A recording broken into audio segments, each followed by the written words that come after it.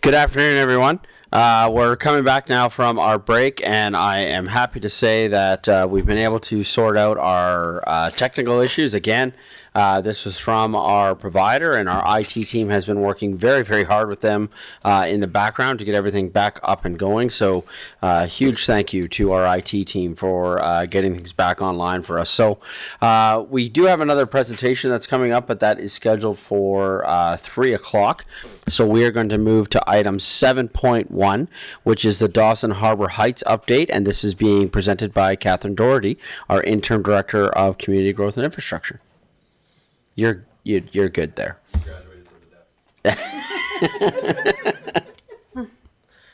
Good morning, Mayor and Council. My name is Catherine Doherty. I'm the Interim Director of Community Growth and Infrastructure. Today I'm bringing forward a recommendation that Council approve working with the area developer and the landowners to accommodate the placement of trees in the rear yards of 192, 196, 200, 204, 208, and 212 Dawson Harbor Heights. The local developer is offered to provide $2,500 per property to a maximum of $15,000, located at lots 87 to 92, Block 1, Plan 201, 1612, with the municipal addresses that I'd previously stated. There is an aerial image as part of the package that shows specifically which parcels we are referring to with this. The developer has requested that the funds be facilitated by the city and not directly from the developer to the landowners. The city can facilitate the placement of the trees at the rear of the 6 properties, with the cost being paid by the developer up to the maximum stated before. Note that the exact details on how the funding program still needs to be determined between the developer and the city prior to formal notification of the impacted property owners. The developer has indicated that they are proceeding with this offer for these 6 landowners only, and they do not want to set a precedent for any other land use interfaces in the Dawson Landing area.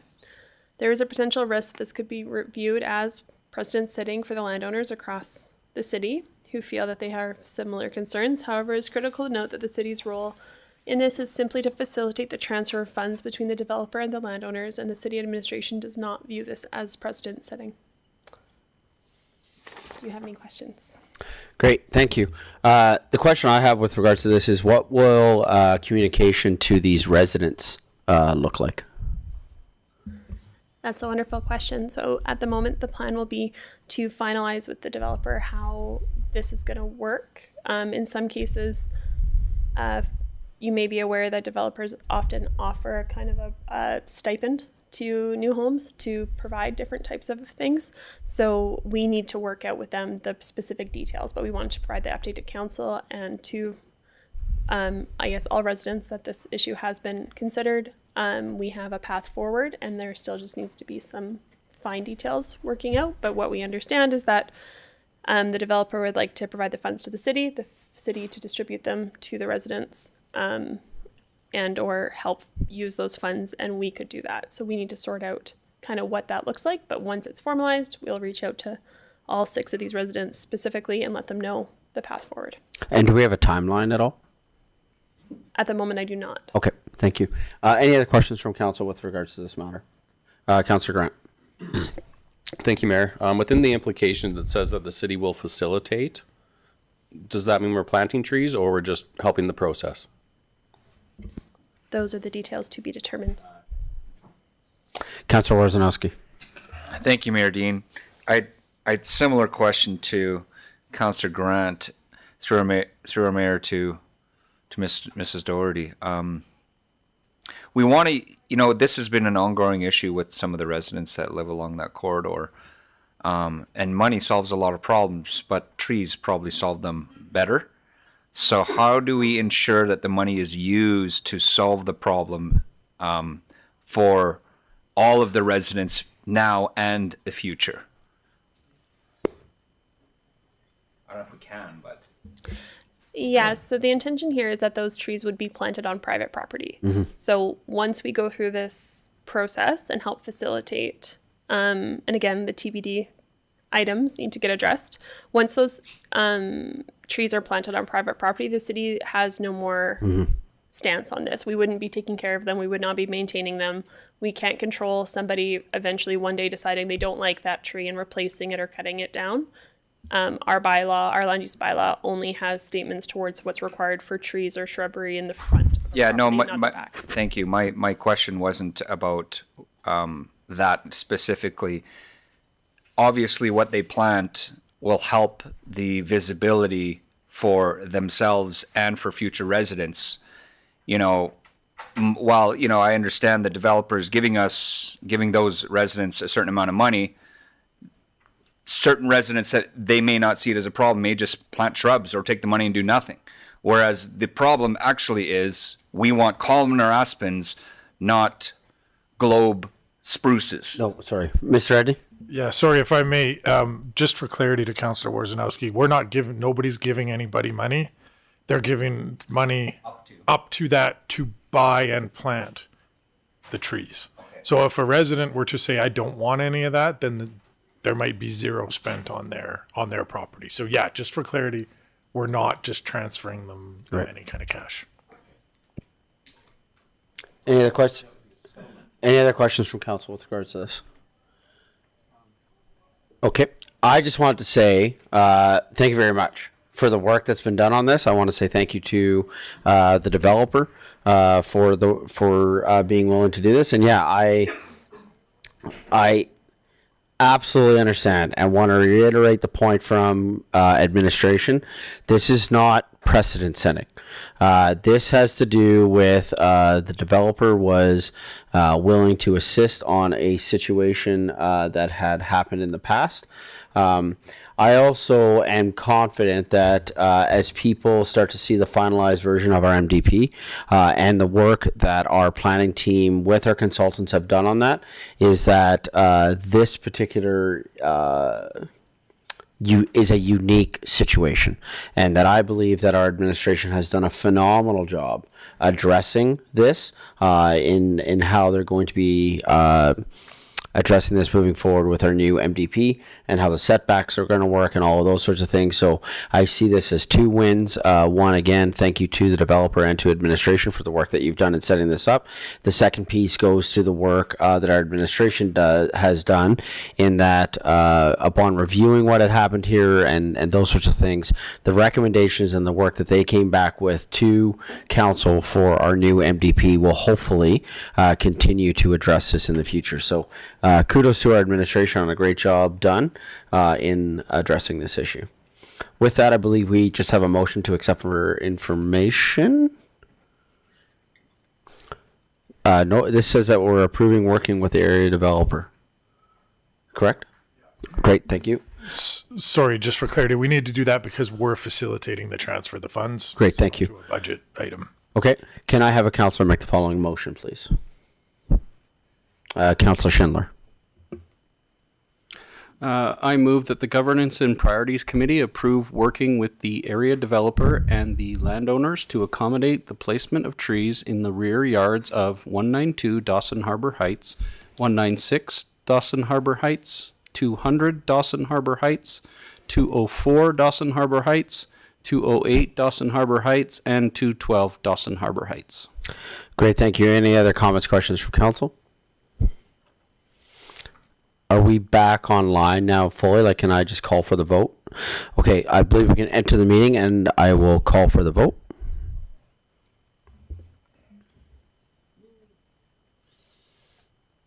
And that's carried unanimously. Thank you. With that, instead of moving to 7.2, I believe that our guests are here for the 3 o'clock presentation. So I'm just going to look towards them. Are you okay with starting a couple of minutes early? Are you ready to go? Are you waiting for anybody else? Is anyone else joining you? You're okay to start now? Okay, so with that, I'm going to go back to item 6.3, which is our Chestermere Turf Field project presentation. And this is being presented by Ms. Kyla Martin. She is a resident of Chestermere. And I think you brought some guests with you as well. I did. 2 students from Chestermere High School. Awesome. Who would like to speak. Cameron is fine to be on camera. Okay, awesome. Can I just get you to press, there's a button right in front at the very bottom. Just press that button. You're good to go. There you go. Thank you. Excellent. I just wanted to start off by saying I had created a presentation to talk about the lack of athletic fields in Chestermere, but I think I'm going to deviate from the presentation because I think it's something we are all familiar with, that there is not a lot of athletic fields in Chestermere. So how I'd like to start is just saying good afternoon to the mayor and members of City Council, and thank you for this opportunity to speak with you. My name is Kyla Martin, and I'm here as a passionate advocate for health, safety, and the future of our youth, families, and entire community. I'd like to speak to you today about something that seems relatively simple: grass and goalposts. But truth is, it has the power to prevent crime, build character, and strengthen the heart of our city. I'm here to talk about the critical need for improved athletic fields in Chestermere, specifically at the Chestermere High School. Right now, our city is growing, families are moving in, young people are growing up, forming friendships, identities, habits that will shape the rest of their life, and yet our athletic infrastructure has not kept pace. We are short on well-maintained multi-use fields, and currently rugby, football, and soccer in the Chestermere High School is lacking. I want to speak to you directly about the condition at the Chestermere High School facility. It's not just inadequate, it's unsafe. The field is uneven, it's poorly maintained, it's riddled with gopher holes. The drainage issues that pose a serious risk to very young youth that we claim to support. I've seen kids tripped over holes. My very own senior mom on Cameron, who was in grade 12, his last game, went to cross the field to give him a hug, fell into a hole, landed on the fence, and ricocheted off. And this is not uncommon. The puddles are dangerous. The drainage is a problem. It is the only large field available for our high school teams and many community groups. And to be honest, it fails to meet the safety standards and functionality. Cameron has been in football for over 3 years, and I started to bring this issue up 3 years ago, not to City Council, but to members within the Chestermere High School. And during that time, a lot of parents said, "Shh, don't say anything, we don't want the football team to go away." There was worry about that would cancel our program outright. So I sat there for 3 years, and we went to Rocky View schools, where we seen fantastic turf, fantastic fields, and then continued to come back to our turf at the Chestermere High School. This, in addition, creates barriers for families and other community sports leagues. I can go into the stats about the importance of sports participation and reduced public crime, but we all know this. We've all seen it. I can talk about how it builds discipline and self-awareness and teamwork, but again, we all know this information. I decided during Cameron's last year that I wouldn't just sit and be compliant with this issue. So I started to have conversations. I met with a few people from City Council. I asked what we could do. I've had meetings with the Chestermere Chiefs. I've had meetings with our MLA. I've had meetings with our school trustee. And I'll be honest, it's been incredibly frustrating because whenever I've mentioned it's at the high school, everyone goes like this. It's not necessarily our problem, it's Rocky View's. And when I make mention that 75% of the students right now are from Chestermere, it's our problem as well. Rocky View kind of says the same thing. 75% of the students are Chestermere students. We're stuck at an impasse right now, and we need help to fix the turf. So I've taken it upon myself, and I've started to create a Facebook page as well as an Instagram page to document what I'm trying to do to create a better field out in Chestermere. In 2020, there was a group of people that presented to City Council about the turf and about needing an additional enhancement there with the field house. During that time, City Council was asked for $500,000, and that was denied, and that created a ripple effect, my understanding is, because they had other funding that was already set up to be pledged for matching through different infrastructures. So we're here again 5 years later, with the field being the same condition it has been. Rocky View School, my understanding is, has continued to provide pest services. Because the water is ported in, the field doesn't get consistent watering. We've been very fortunate that at times Chestermere Fire Department has gone and watered the field, but most of the time it is basically dust. Kids are coughing up dust when they get home that may have pesticides in it. I'm not exactly sure. And so I'm looking at creating a society that will fundraise so that we can actually get adequate turf out into that community, out into the high school. What I'm looking for now, and just to say, I could sit and read all these letters. There's a bunch of them at home that I've been getting from other members, including players that have graduated that want to see that field improved. And so why I'm here today is just to bring this again to City Council's attention, that the turf is a huge problem. It's a safety concern. We have players that want to play. We have community groups that want to play on it. I have done some additional research with the Airdrie Turf Society that was created for their brand new one, and talking to Chris Glass extensively to learn about the type of economic development that a new turf would bring to the city. And I believe that we need to start acting now before there's more injuries. At this point, I will call Cameron up. Cameron is a grade 12 student and is in football as well as rugby. So. And he's wearing the right hat. But you knew that. That's right. When I bumped into you at the rec center a few weeks ago, I said, nice hat. Good afternoon, members of City Council. My name is Cameron Martin. I'm a student, a football player, and a proud member of the Chestermere community.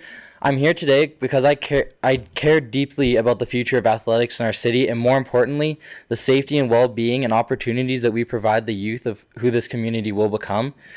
Right now, the state of our field at Chestermere High School is simply unacceptable. It's riddled with gopher holes, uneven patches, and quite frankly, it's quite dangerous to play there. These aren't minor inconveniences, these are real hazards. Personally, I've seen many sprained ankles, I've seen torn ligaments, and even this year during a practice, I've seen someone tear their hip flexor straight off the bone. It was just trying to practice and compete. Injuries like these can set back athletes months, possibly end their seasons, and even careers. But this isn't just a football issue. This is a poor condition has made it unacceptable for other sports. The soccer team has not been able to use the field for the past 2 years. Rugby has not hosted a single game of rugby in the turf for as long as I've been at the school. And one field becomes unsafe, it affects the entire athletic community. These problems have been known for years, and yet no lasting fixes have been made. The field continues to be a risk to students' health and a source of frustration and humiliation for athletes, coaches, and families. It reflects poorly on our school and on our city that should be taking pride in nurturing and supporting its youth. Now imagine the opposite. A safe, modern, all-season turf field that serves football, soccer, rugby, and possibly more sports. A field that stays level, playable, rain or shine, no matter the weather. That's not just wishful thinking. This is an achievable and necessary goal. A new turf field wouldn't just improve how games are played, it would build momentum for an entire athletic program. It could boost participation, strengthen school pride, and attract more students to teams like the Chestermere Lakers. And the impact goes beyond sports. When kids are a part of a team, they stay engaged in the community. They build friendships, they learn discipline, and they learn to manage their time and develop leadership. All skills that go just past sports and into their entire lives. They stay out of trouble, and they feel connected with their community. Athletics creates structure and community, something that every person should have. Athletics has shaped me into the person I am today through football. I have learned the value of hard work, discipline, and perseverance. It's taught me how to lead and how to support others and how to get back up when life knocks you down. Being a part of a team has given me a sense of purpose and belonging, and it's shown me what it means to commit to something bigger than myself. Sports has not made me a better athlete, it's made me a better person. This is more than just a school issue. This is a community issue. A turf field can bring people together. It allows us to host possible tournaments, school events, youth leagues, and city programs. That's local activity, business for Chestermere vendors, and more pride in what our community offers. In long-term effective, there's no mowing, there's no reseeding, and there's fewer cancellations due to the weather. This is not just an investment in our kids, it's an investment in our city's future. It's about safety, it's about opportunity, and it's about pride of who we are. We can't keep putting this off. This field is unsafe, and it's holding our athletes and our community back. So today I'm asking you on behalf of students, athletes, coaches, families, and future generations to start prioritizing funding for a new field. I want to make Chestermere a safe place for kids to want to play and want to compete. and where every athlete, regardless of background and income, can feel safe, supported, and proud. Thank you for your continued commitment to building a stronger Chestermere. Awesome. Thank you. I'm just going to invite Glinder Merriman to come up, and Glinder doesn't want to be on camera. So do I take this? We can't actually do that. Oh, No. okay. No, there's no way to not have him on camera. Hello. Good morning. Good afternoon. Yes, good afternoon. My name is Glinder Merriman. I've met a few of you before. Nice to see you again. I am a student at CHS, obviously. I truly believe that building a turf field would hugely benefit students at our school. Formerly, I was an emerging level student. I lived in an abusive household, which had an effect on my academic abilities. And when I left that household, I had no way of dealing with the aggression that I had built up. I had become used to failing in school, and I had little drive to improve. But when I started football that same year, it taught me many valuable skills, but it gave me a way to release my aggression, making way for other emotions and allowing me to cope with my past. It also taught me valuable skills. It taught me discipline, determination, and the drive to improve. I went from failing my classes and getting 60s to consistently getting 80s and above. I can attribute much of this to the skills I learned playing football for the Lakers. More people like me who need a sport like football would join the Lakers if we built a turf field, because they wouldn't have to worry as much about things like injuries or having to travel for all of our games. And they would be more likely to join also because the Lakers would have a better reputation of not losing so much. Having a better field would allow us to practice more efficiently. It would allow us to play on our own home turf, and it would allow us to get better and fix our reputation, and we would have many more players for it.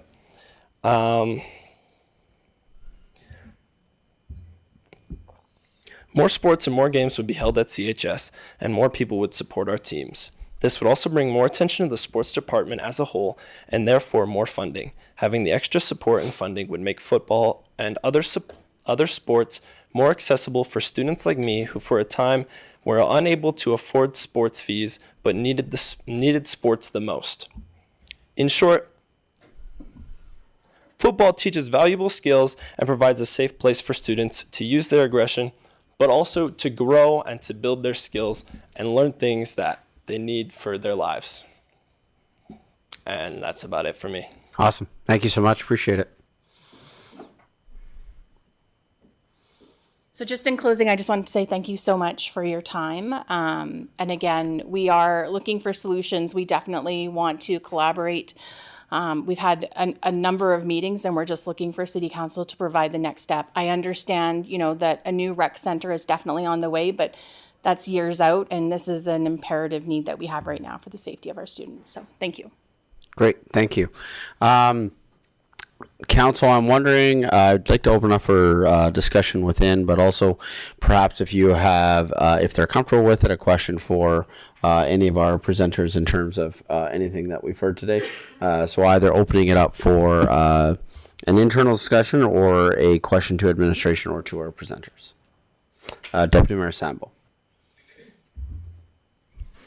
Thank you, Your Worship, and through you to CAO Edney and perhaps through to the presenters or whoever might know.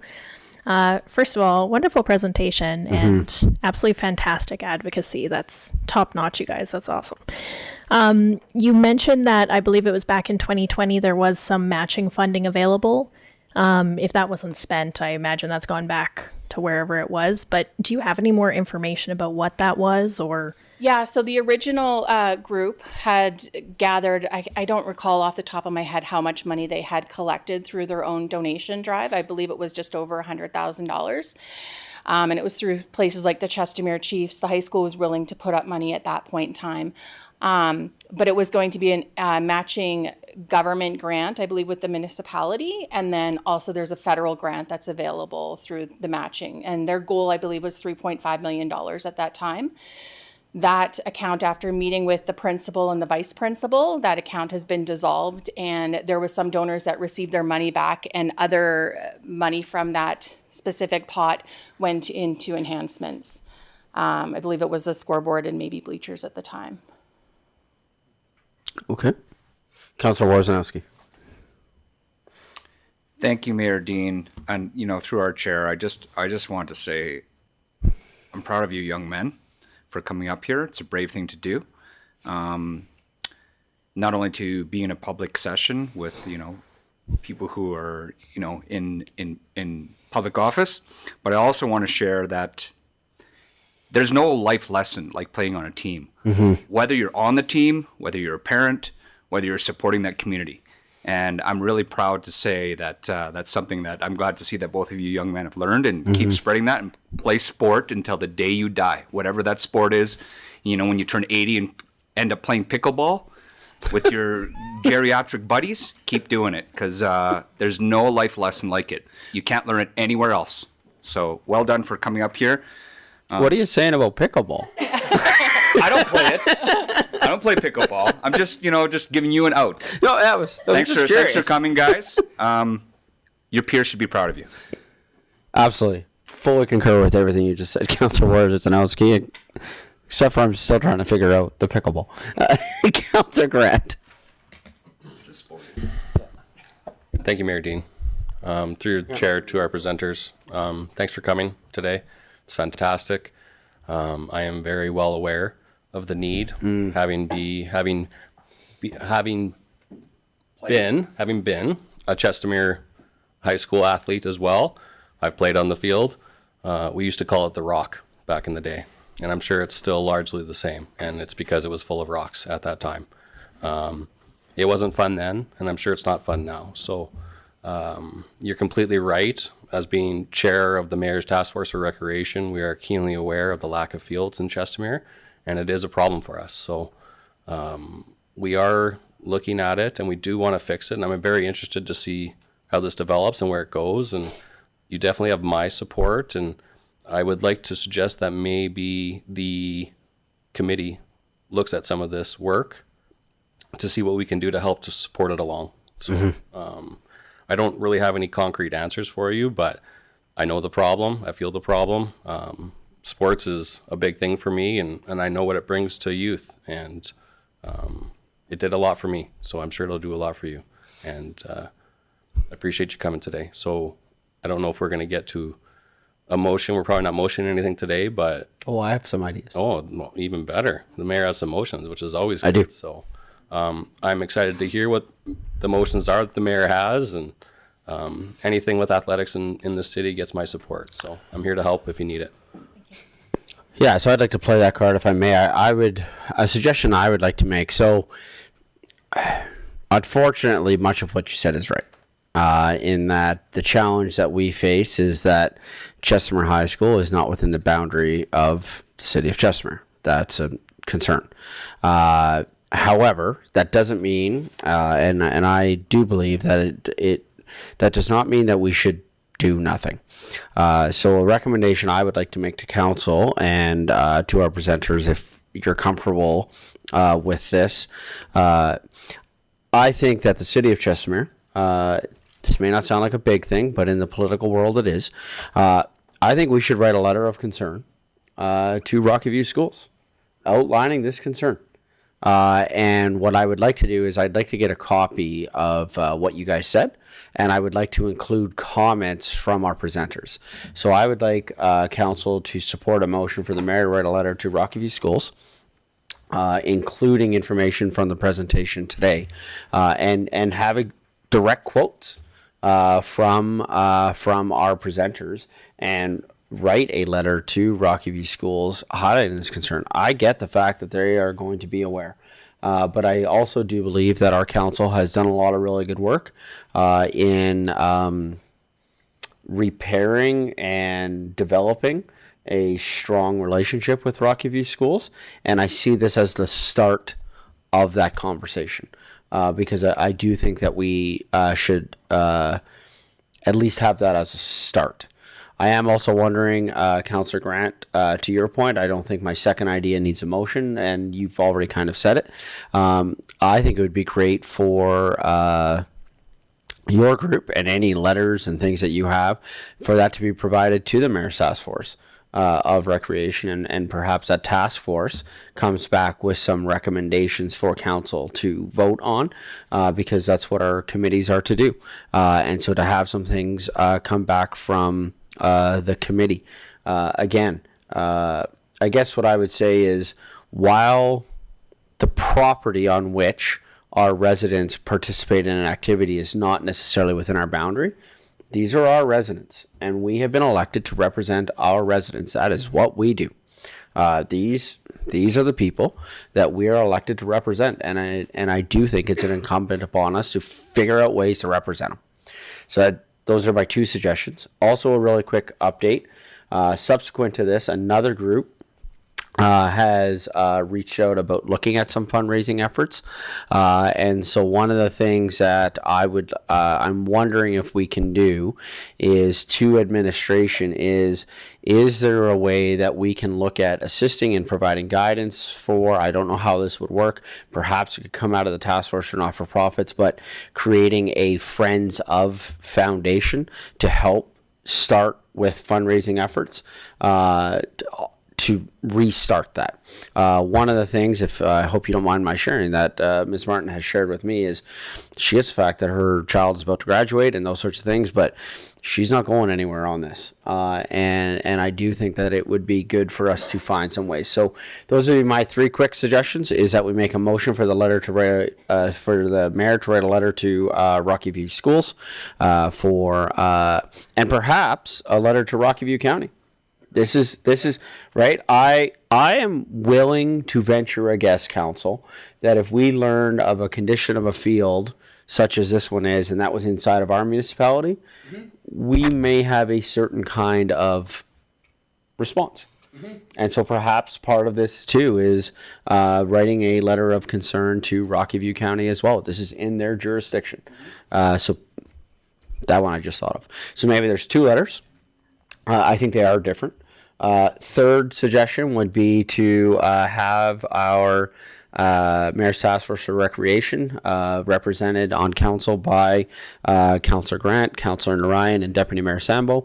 Look at this information and look at bringing some further recommendations back to council, and then a direction to administration to in anyway. Now, Mr. Edney, I would look to you for some guidance on how this could work. I don't know, right? Because council can only essentially direct you about how that would work. But I wonder if we can assist with that in providing some sort of guidance. I'm thinking about what we spoke about this morning with regards to even having Alberta Council and the work that we do with them on the grant side of things. So, Mr. Edney, if you can jump in on that a little bit, if there's something within there that could be a possibility. Yeah, through the mayor, I'll have to get back to you, but it's something we can think about. There's got to be some different ways we can support the group. So perhaps the follow-up on that is providing the contact information, which Legislative Services has. Yeah. Because Legislative Services helped get us to where we are today for this presentation. So then through the CAO, then whatever that could look like within your team on that side of things. Okay, so I got three suggestions on the table. I know Councillor Schindler. I just wanted to, again, echo what the council has been saying. Well done. Well done. It's nerve-wracking to be on camera, but you certainly did amazing. And yeah, you get used to it after after more exposure. That said, I did want to tell you, because we had a meeting several weeks ago, and I fell ill and didn't get a chance to go on to it again, but now I'm back, and I have a meeting tomorrow with our trustee in the evening. So I had planned to bring this up with our school board or Rocky View Schools trustee while I'm chatting with her about several other things. So I just wanted to let you know that from that level of advocacy, you definitely have my support, and I'll do what I can from my end. Thank you. I have had meetings with the school trustee as well, and have provided her with the notes that I've been getting some of the players, as well as some of the parents. I'm expecting more letters to come in, likely from actually coaches from other Rocky View schools who have want to assist with us advocating. But yeah, and I've also done some further research about creating our own not-for-profit society that would then allow us to go out and get matching government grants, either through Rocky View or the provincial government. So Yeah, I had been racking my brain for weeks trying to think of various ways that we can raise money through sponsorships and other things. So I would love to chat with you some more with what I'm sort of thinking. the slight challenge with sponsorship for the high school is that I have ran into a little bit of red tape there, in the sense that Rocky View Schools typically doesn't allow for sponsorship signage to take place on properties. I'm not sure if it's changed. I did notice, I drove by and there's a signage up right now, but there's a lot of restrictions that take place when it comes to signage for sponsorship of Rocky View school facilities. So you know, our comparator, or I guess a comparator field, might be Strathmore. I drove by there recently, and their field is completely covered with sponsorships. So maybe there's some room to have those discussions with Rocky View County or Rocky View Schools to maybe relax some of those. Councillor Schindler, I apologize. I just need to point out different school board. So Strathmore High School. I understand. I know, but So like, different- I'm just saying, like a similar field has that. Maybe we can go, hey, they're doing it over here. Maybe you guys could relax So- your rules a little bit here to help us. I'm just brainstorming. I'm Yeah. just brainstorming. We should just, thoughts. it is important because it is material that is a different school board. Okay. I am well aware. Thank you. Councillor Warzanowski. Thank you, Mayor Dean. To Councillor Schindler's commentary, we also have different school boards within the city of Chestermere, both the Calgary Catholic and Rocky View school boards. And as a resident, if you've driven by Our Lady of Wisdom's field versus East Lakes field, like, there's a big difference. So I'd like to understand, even though Strathmore may be a bad example, the point is well made in understanding how the funding and the maintenance occurs on the fields, certainly within the city of Chestermere, between school boards, and understanding how that may affect our decisions moving forward in regards to the a grass or turf. Yes, turf is the best for Chestermere High. So within that, then, I think what we could do is there could be a direction to administration to reach out to Rocky View schools, reach out to school boards. Just the city would like a greater understanding of how the maintenance of the school fields is done. Yeah, definitely. Is that a nod? That's a nod. Okay. Is that a motion that is needed for that at all, administration, or? No, I don't think so. I Okay. can just go ahead and do that and report back to you what I find. Sorry, Mr. Eddie, can you repeat that? Sorry. I said I can reach out and then report back with whatever answers I get. Okay, thank you. Just to mention too, I've done some digging with regards to the field and the possibility of it remaining a field versus a turf. The challenge that they have there is they're currently treating it with pesticides. The farming community all around it obviously doesn't use pesticides, so it will always be a problem of pests being there. In addition to that, there was a study or some research that was done about bringing water in through the acreages, and that wouldn't work. They've tried to talk about wells, and that wouldn't work. So that's why we've kind of been focused mainly on a turf versus a field. Okay. Councilor Warzanowski. Thank you. I've played on turf. I've played on grass in my entire life. Turf is the new turf is actually quite amazing. I will say though, it also needs to be watered. Yes. And it does yes. need maintenance. So, and it will cost more. So there's a lot of things, no matter who's paying for this, that we have to take into consideration. That's all. Thank you. Mr. Redney. Sorry, thank you, Your Worship. Just curious, it may have already been said and I might have missed it. Do we have an estimate for what the cost of this is?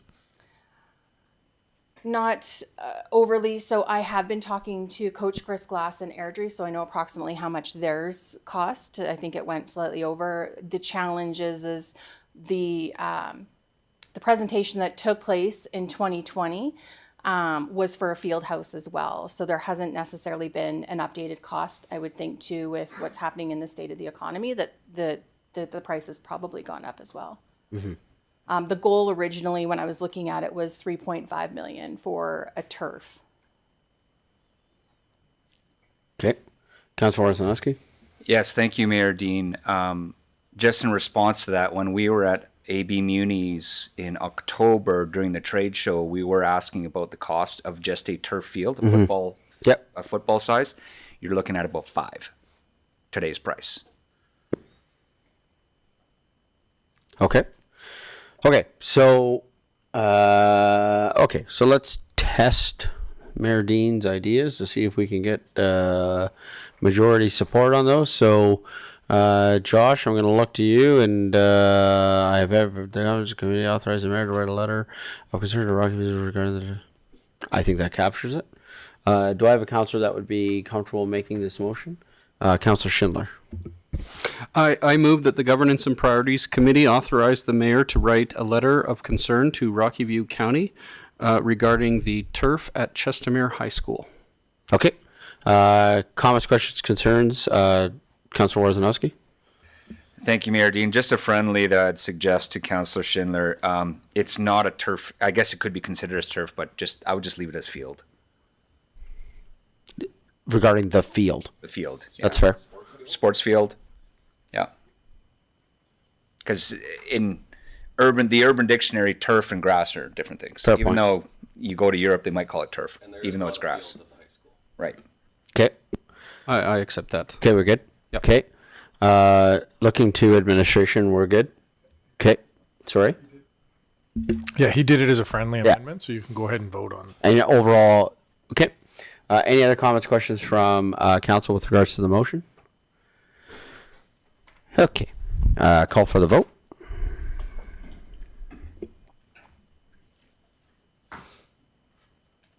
And that's carried unanimously. Second motion.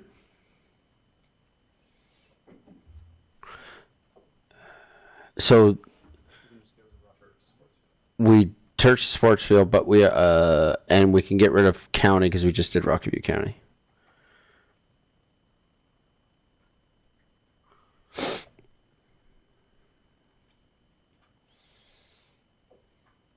Okay. Do I have a Counselor Schindler? I move also that the Governance and Priorities Committee authorize the mayor to write a letter of concern to Rocky View Schools regarding the sports field at Chestermere High School. Great, thank you. Comments, questions? Call for the vote.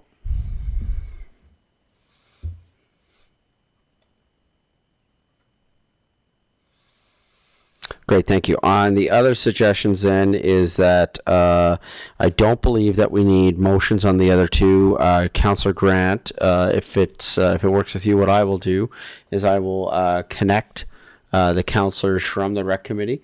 I'll do an email introduction with your email, and then we could proceed from there. I think that's the best way to go with that. Okay, and then on the fourth suggestion about admin assisting with that, I don't think that we need a motion from council from that. Correct, administration? You'll just follow up with Kyla as per the presentation, or is there a motion from council needed on the fourth suggestion? No. Okay. Awesome. Thank you. Okay. Any closing comment, question from our presenters? No, thank you so much for your time. No, awesome. Thank you. Thank you for this. We appreciate this, and hopefully we can find some momentum forward. Thank you. So awesome. Thank you so much. Appreciate it. Keep playing. With that, yeah, absolutely. Do we need to motion to accept for information the presentation? Because we had some direction coming out of it. Right. Perfect. Okay. Great. Council, are we good to do the next one and then break after? Okay. So we're going to now move to item 7.3, which is the recreation phased approach to development and recreation components in Dawson's Landing. This is being presented by Miss Kathy Russell, our special projects.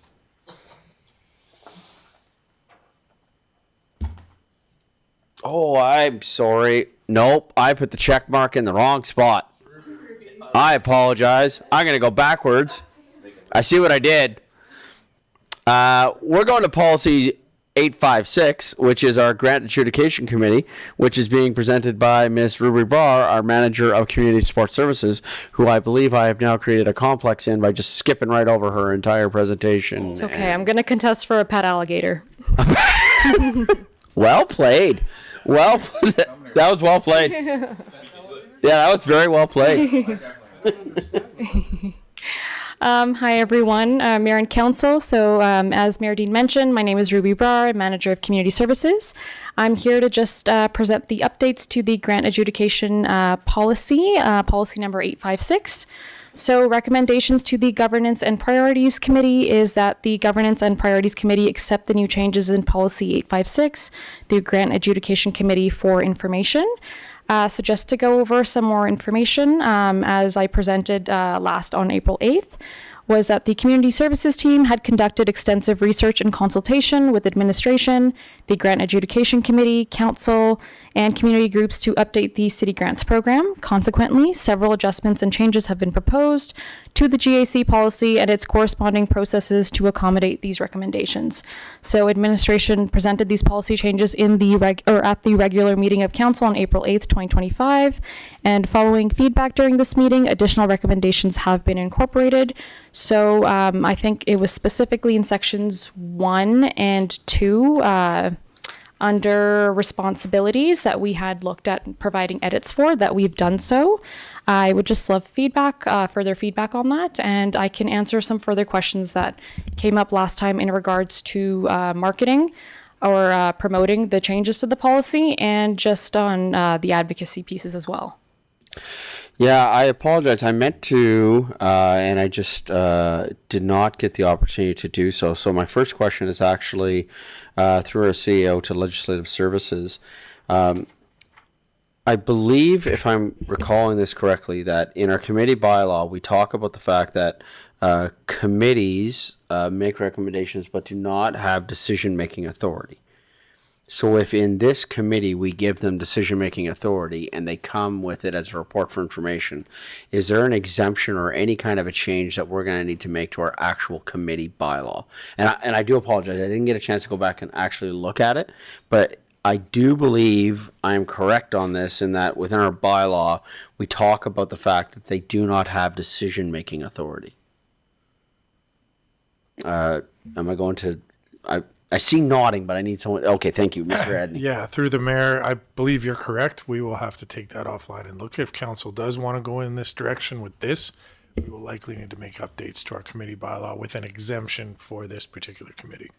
Yes, thank you. Yeah, I recall from the conversation that we had the last time that this was brought that there was general support for this, and that's when it came to my mind that then we need to make a change to our committee bylaw because this particular committee falls under that bylaw as well. So if we were to bring this forward, say to May 13th or May 27th, I believe it would be prudent to bring forth both bylaws at the same time to make the adjustment.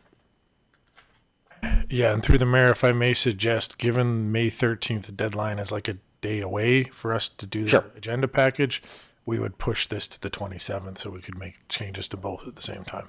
Right. Ms. Barr, with regards to the timeline, and I know that we're getting up to the spot where we are going to be, the 2026 information is coming out. Is there a timeline that we need to meet that assists you? To the chair, preferably, it would have been done by May 26th. However, we can, during the information sessions, just mention that the policy is being updated and reviewed. The actual repercussions or consequences of the policy wouldn't need to be in effect until fall 2025. So. Okay. Great. Thank you. Okay. Council, give you a swing at this before I have the other questions that I had. So any questions with regards to this, the Grant Adjudication Committee? Councillor Randawa. Thank you, Your Worship. Through you to the Ruby Brar. I see this one for the review is every 4 years, but I check with our neighboring municipality like Adrian and Strathmore, and they have some of the committee. Which one is not with the money side, because grant adjudication is, and they do the review within 2 years, and the other committees, which one is not money involved, they do it for 4 years. So that is, if you can consider under 2 years instead of a 4, I think that would be great. Through the chair to Councilor Randava, are you referring to a specific part of the policy or just in general revision history? So I believe it's on the last page. It says last review date is May 6th. Next review date is May 2029. So that would be not a change to this bylaw. Again, that would be the committee bylaw, because within our committee bylaw, we say we do it every 4 years. So that would not be this bylaw. That would be, again, the committee bylaw. Mr. Edney? Sorry, thank you. Through the mayor, just for clarity, we can review it sooner than that. Right. That's the next time at the latest it has to be reviewed. Right. Yeah. Similar to how we're doing it right now, but we're not doing the rest of the committees. Right? This is this particular one. Okay. Council, any other questions with regards to the grant adjudication committee? Okay. I had a question about section 1 purpose. Can we just simplify that? Would be my question. And so this goes over the history, why the two were brought together, those sorts of things. I'm just wondering, can we just simplify it? The purpose of this committee is to do this. They get the applications, they review, they approve. Right? I just think within an actual committee, within this TOR, I'm not convinced that we have to give the history. We just simplify, this is the purpose. Yeah. To the chair, yes, of course not. That's not a problem. Okay.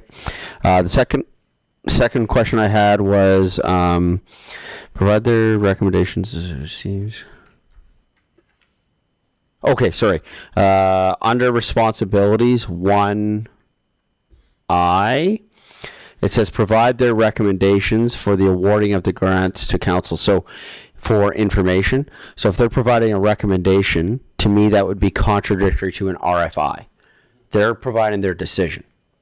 Right? So if they're going to do the RFD, if it's coming to council as an RFI, not an RFD, my opinion would be that they're providing a decision, not a recommendation. Council, anyone agree, disagree? We're good? Okay. Responsibilities 1J, review and evaluate grant easy for you to say. Review and evaluate grant applications in advance of initial application review meeting.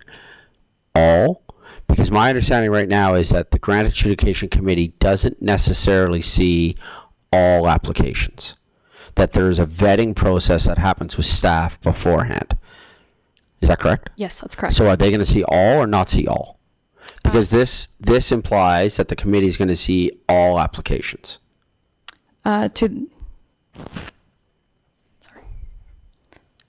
To the chair, so they don't see all of them, because if some are automatically ineligible, there would be no purpose to show them those applications. So we would let those out. So perhaps maybe add the word eligible.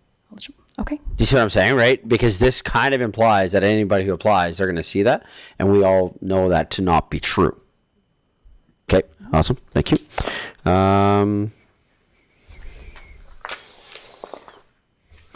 That was all I had. Council, anything else with regards to this presentation or this document? Okay, so then we would be looking at bringing this back for approval May 27th. Is that correct, Mr. Edney? So I think we should make a motion accordingly. Yeah, through the mayor, I know there was a motion recommended here, but I think it should be a motion where the committee accepts the changes as presented and refers it to council on the 27th for approval. I bet Josh is feverishly typing over there right now to get that ready to go.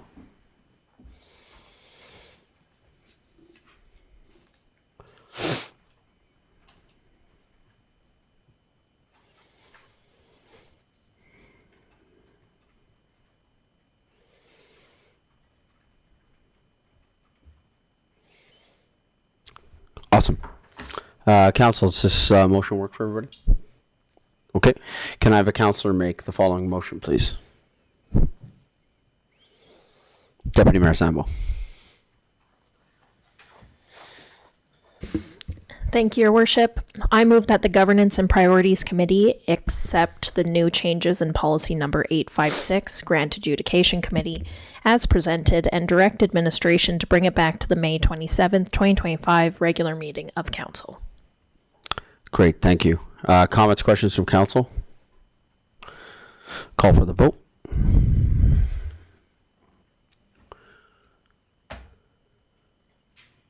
And that's carried unanimously. To our CAO and Legislative Services, with my comments earlier with regards to then the needs to change the committee bylaw, do you need a motion to bring that back as well, or that would be subsequent work to what was just happened? Great, thank you. Awesome, thank you. Okay, now I think I have it correct. And we're going to move to item 7.3, which is our recreation phased approach to development of recreation components in Dawson Landing, presented by Ms. Kathy Russell from Special Projects.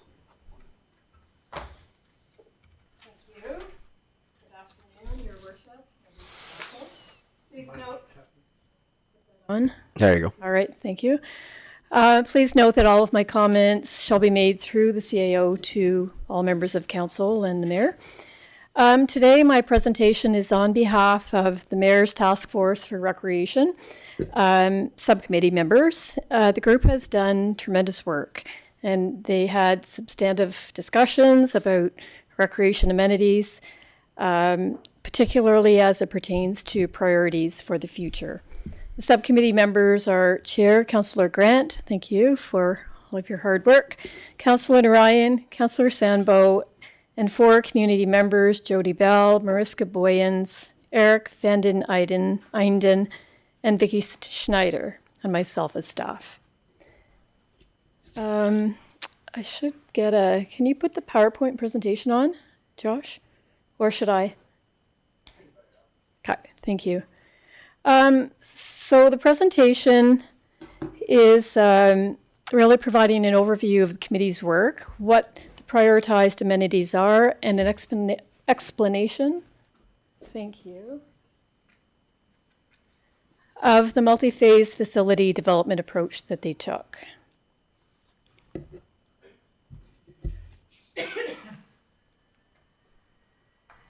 Josh, how do I, it's not working. That way? Nope. It's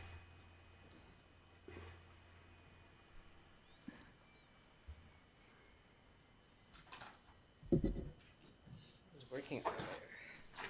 It's all right. Okay, thank you. So you can go to the next slide. All right. The subcommittee terms of reference, basically, the purpose of the committee was to assess the potential development of new recreation facilities, specifically at the Dawson's Landing site, and to make recommendations to council regarding follow-up strategies to be incorporated into the strategic plan. Next slide. We spent some time clarifying what the assumptions would be, and therefore I wanted to bring your attention to. The first is that we should pursue regional collaboration for regional amenities, i.e. build what we can afford to build. And the second part of that is to build local recreation amenities based on the highest local needs. Number 2, designing spaces which are multi-use in nature to achieve the highest utilization rates and cost recovery. Number 3, we should start using a multi-phased approach that is longer term and include all of the amenities and then narrow it down to what we felt would be the priorities in phase 1. The one thing I do want to note is that based on the terms of reference, the CRRC site and the public library were not in scope for this work. Next slide. So the subcommittee had a pretty rigorous process. I won't go through the detailed information, but what was easy to do was to prioritize the amenities, because it's been pretty clear over the last 12 years, based on numerous reports, what residents want and what the needs are. What was quite hard was the decision to, what comes first, essentially, in terms of a phase 1 project. So the committee considered the financial considerations as well as the needs, and, I'll be walking you through that. Next slide.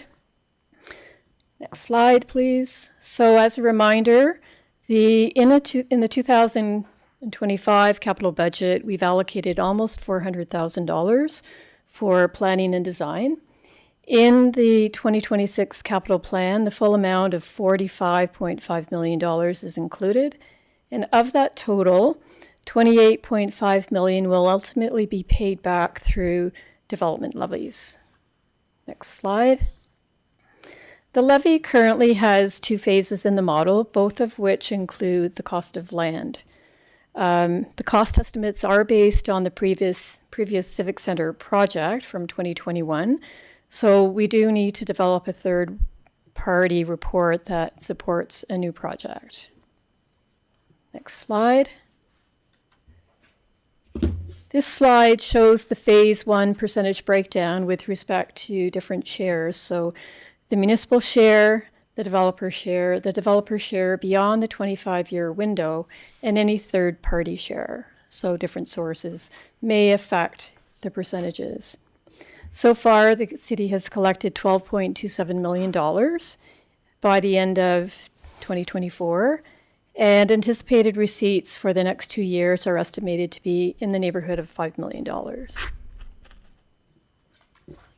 Next slide. So here's the list of priorities, not in priority order, that were recommended from the subcommittee: an indoor walking track, a field house, fitness and wellness facilities, a leisure pool and lap pool, indoor multi-sport court space, which could be either a gymnasium with hardwood or synthetic flooring, and multi-purpose rooms. The Twin Ice surface was also identified as a priority, but for a later time frame, based on the fact that we already have ice. Other discussions that we had were performing arts space was identified as a fairly high priority, but it was hoped that theater could be included in a future high school. And other spaces such as art spaces, gymnastic spaces, after school spaces are all needed. However, it was felt that multi-purpose rooms could be designed to accommodate a whole variety of program types. Next slide. So a little bit more about the rationalization for the cluster of spaces.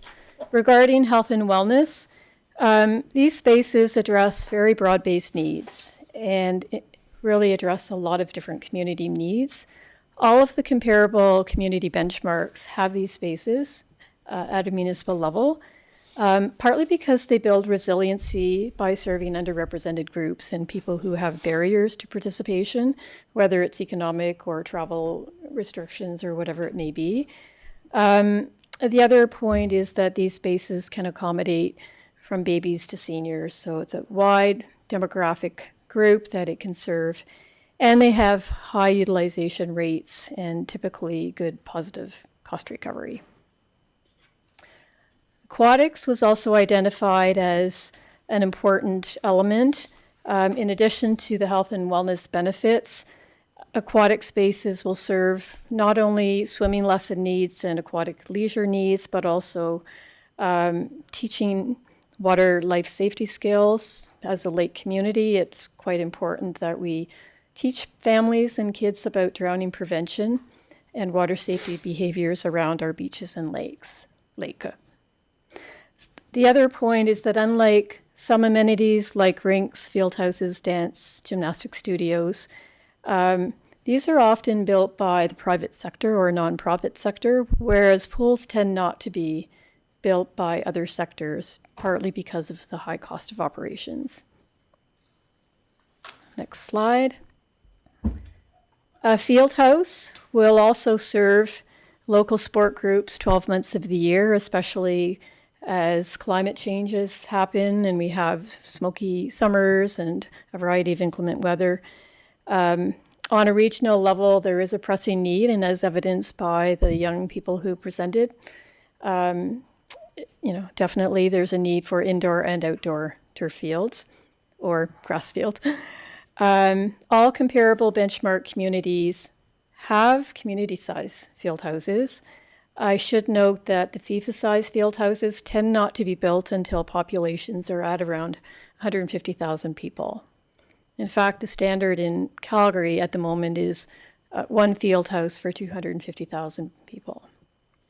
So we discussed the size of a field house at length, and for the purpose of the test fit, we decided to stick with the field house that is larger in scope, out of concern that if we were to build a smaller field house, that we may grow out of it too quickly. In addition to looking at amenities, understanding that the recreation site is adjacent to the new high school site, we completed a survey of key decision makers, both with Rocky View Schools and Chestermere, and really to take a look at the joint use facility option. The survey showed very strong support for collaboration, particularly as it relates to community benefits. The three areas that were identified as needing more, exploration is the P3 model that the school will probably be using, governance considerations, and understanding the implications of co-building. After discussions with Alberta Infrastructure and with help from our mayor, we realized that we need to have more discussions with the province and Rocky View Schools to really understand the option of constructing either an interconnected facility versus a fully integrated building. Next slide. So we did some multi-phase test fits, and the test fits were really to help us to do a few things. One was to understand what fits on the site, to get a high-level facility cost estimate for various facility components, to consider the practicality of clustering a variety of amenities in each phase from an operating perspective, and to narrow down the options for a phase one project. Next slide. All right. I think this is an older slide deck, but that's okay. So on the left-hand side, the first one is a sport model evolving to a multi-complex. What we see on the left-hand side is, in the pink, a phase one FIFA-sized field house, which is 63 by 111 meters. 8 team rooms with a walking track around the field, a fitness center, locker rooms, exercise room, 3 multi-purpose rooms. Really is phase one in pink. The blue and the orange would be considered phase two, which is a community-sized pool. So it would be 6-lap, 25-meter pool with the same amount of space of leisure pool space and a gymnasium. And then the third phase is a twin ice surface, which has 2 NHL ice sheets with spectator seating for 200 and 500 people respectively. And then additional amenities such as multipurpose rooms and typical arena amenities. So the cost for the sport model for phase one would be in the neighborhood of $65 to $70 million.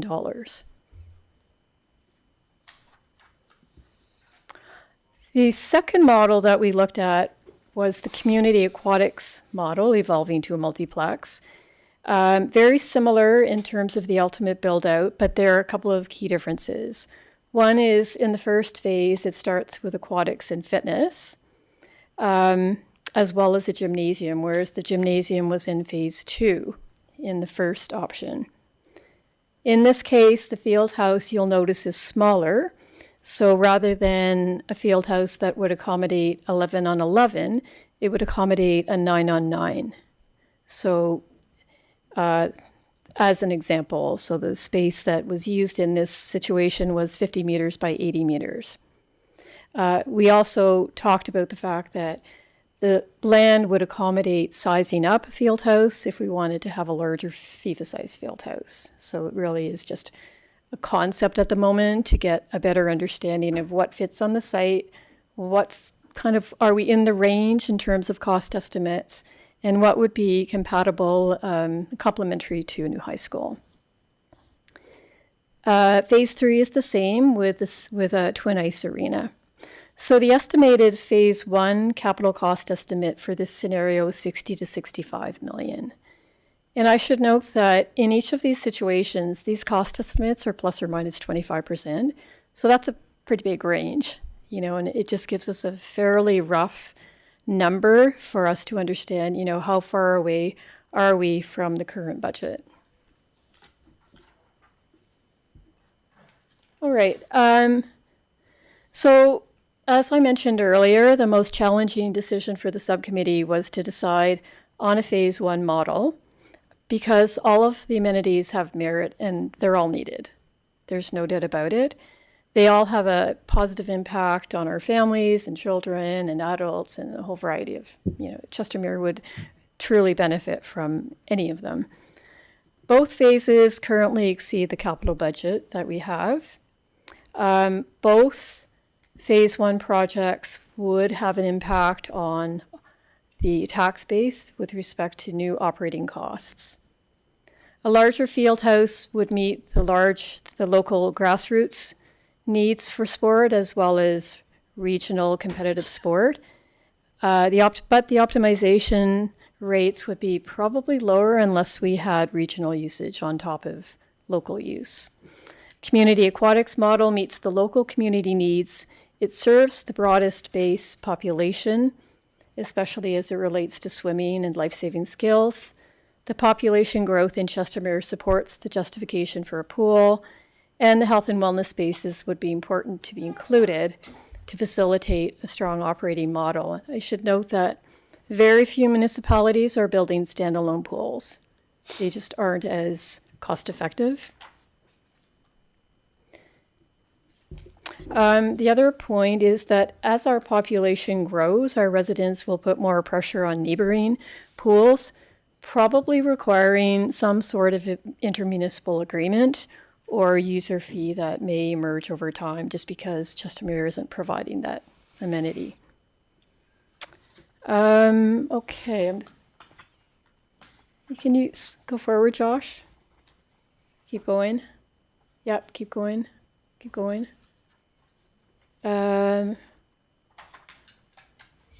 Actually, you can go to the very end. So, in summary, to conclude, the subcommittee has the following recommendations. Sorry, let me just back up for a minute. The general consensus of the subcommittee was that it prefers the community aquatics model because it addresses the highest needs and reaches the broadest local population in Chestermere. However, the subcommittee asked that their concerns be mentioned about the high operating costs of a pool and feels that this risk should be thoroughly assessed as part of a future aquatic feasibility study.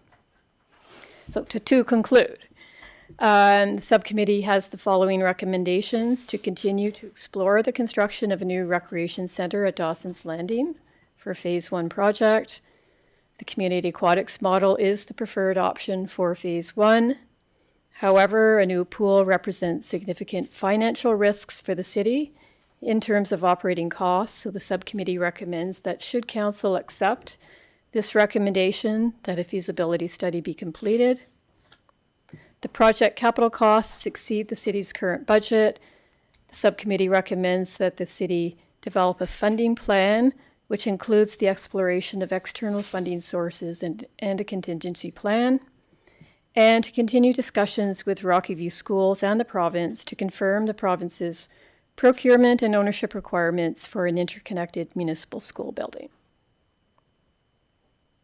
That concludes my presentation. Awesome. Thank you. I'm sure when it comes to recreation and our new recreation center, there are no questions. So I'm just kidding. Councillor Councillor Warzanowski. Thank you, Mayor Dean. Thank you, Kathy, for bringing this to us. It's been long awaited, certainly. I have a question, and I do have some other commentary that really is quite irrelevant because I know this is a lot early stage. I like seeing the FIFA-style soccer field. I like seeing that performing arts may be a consideration, but also there's a lot of moving parts with the new high school and other things like that. My question is, I'm of the opinion, based on residents' feedback, that even if we do it a phase approach, it would still be under-servicing our residents in a lot of ways. So my question from a financial standpoint is, have we run a model, or can we run a model where we can use the available funds? I'm looking at the slide of the 2025 recreational capital budget of 45 million over the next 2 years. From OSLs, grants, etc., instead to maybe up our ask and look at a debt arrangement with the provincial government or other debt facilities that could be easily serviced, secured against the asset, and easily can show a revenue model to take care of any of our short-term obligations to pay for a larger, bigger, better, badder rec center. That gets us maybe in between phase 2 and 3. Mm-hmm. Because they're 20 years apart. I don't think people want to wait 20 years for an ice arena. Yeah, sure. Mr. Edney? Sure. Through the mayor to council. Really quickly, no. Yes and no. So the MGA is very clear on how our debt limit capacity is structured. Right now, we do not have the debt capacity to take on this project that you're proposing, Councillor Worzanowski. I think we have some challenges in our debt capacity to look at either of the first phase ones right now as it is. There are options, not to foreshadow an upcoming decision I may ask council to make. There are options if we were to keep the utility company as a separate entity to deal with our offsite levy projects such as storm, water, and sanitary that may help alleviate some of that burden on our debt level. But our issue really right now at this point is, as Kathy mentioned, we've only collected $12 million in the offsite levy. So if we jump to $65 million, even out of the gate, there's $53 million we have to finance. And the MGA doesn't care what that is financing or whether it's an offsite levy project, it's our contribution, it's something else. That would eat up our entire debt capacity alone, without taking into account any other projects that the city may have to do. So I think there's options we could look at for funding with partnerships, looking to our community, looking to developers, looking to our neighboring municipalities, whose residents are likely going to use these facilities because there's not a practical way for us to say no. So there are options to look at, but I think to go to something like $100 million facility off the bat, it's just, being realistic, it's just not feasible for the city at this point. Thank you. I wasn't suggesting go to the full 100, but somewhere in between 2 and 3. You generally have answered my question, though I may not accept it completely because I do want to think out of the box. I like your out of the box suggestions, and also would, consider as we move forward with this what that looks like, and if things do change, that we have the ability to adjust. So that's. Thank you for that. Thank you. Mr. Eddy. And thanks, Your Worship. And if I may add, again, not to foreshadow things that are coming down the road, our debt limit is 1.5 times our revenue. There may be things coming down the road in the next year or two that help significantly increase that revenue, which then significantly increase our debt capacity, which then do allow us to start doing these things. So I'm answering that. My previous answer is as we sit today and with what we know for 100% sure today. Okay. I have a few things that I just want to go back over. And so, Kathy, you pointed out one thing. And so I just wanted to just talk about one thing and have confirmed with CAO about how much I'm able to share and those sorts of things. So you talked a little bit about the idea of the integrated model. And so just for clarity for residents, what we're talking about there is we had received some information that if a school and a rec center are fully integrated, that can create some ownership issues with Alberta infrastructure and rules that have changed with schools and things like that. Here is what we have been able to confirm, and myself and Councillor Grant, Deputy Mayor Sandbo, we were, and I believe, sorry? Yeah, Councillor Ryan. Yeah, and Councillor Ryan had the opportunity to go on a tour that was hosted by our school board trustee, Shelley Buzek, and we went out to Strathmore and we saw two models where the rec center is connected, and that word is really, really important, where the rec center is connected to the school, but it is not fully integrated. The key fundamental difference being that who owns what on what side. So, for example, Strathmore High School has a gate because it doesn't matter what separates it. There just needs to be a separation, a wall, a gate, a stairwell, a tunnel, something that plus 15 that separates the two, where there is a clear, this is the municipalities and this is the school boards. And so, for example, the one in Strathmore, because the theater is on the school side, the school handles all of the things like theater bookings that are done by the community. On the municipal side is where the pool is, as well as multi-purpose rooms. But the key difference was their foods lab. So the students from Strathmore High School, when they are taking their foods classes, they go on to the municipal side of that building to attend their foods classes. But it is booked through the municipality because the municipality owns it. Vice versa if they're going on the other side. And so one of the things that has been really key, and one of the things that we have asked for that is coming, I just checked my email just really quick to see if it was here. We are expecting clarity straight from both the Minister of Education and from the Minister of Infrastructure on the difference between connected and integrated. And I believe that our desire would be to look at connected, because we don't even want to get into the complications of having integrated, because that just complicates the world. Second piece that we have been able to determine over the last couple of weeks through some phone calls and the advocacy work that our council does is the planning funding of the new high school is a perfect opportunity for us to look at orientations between the high school and the recreation center.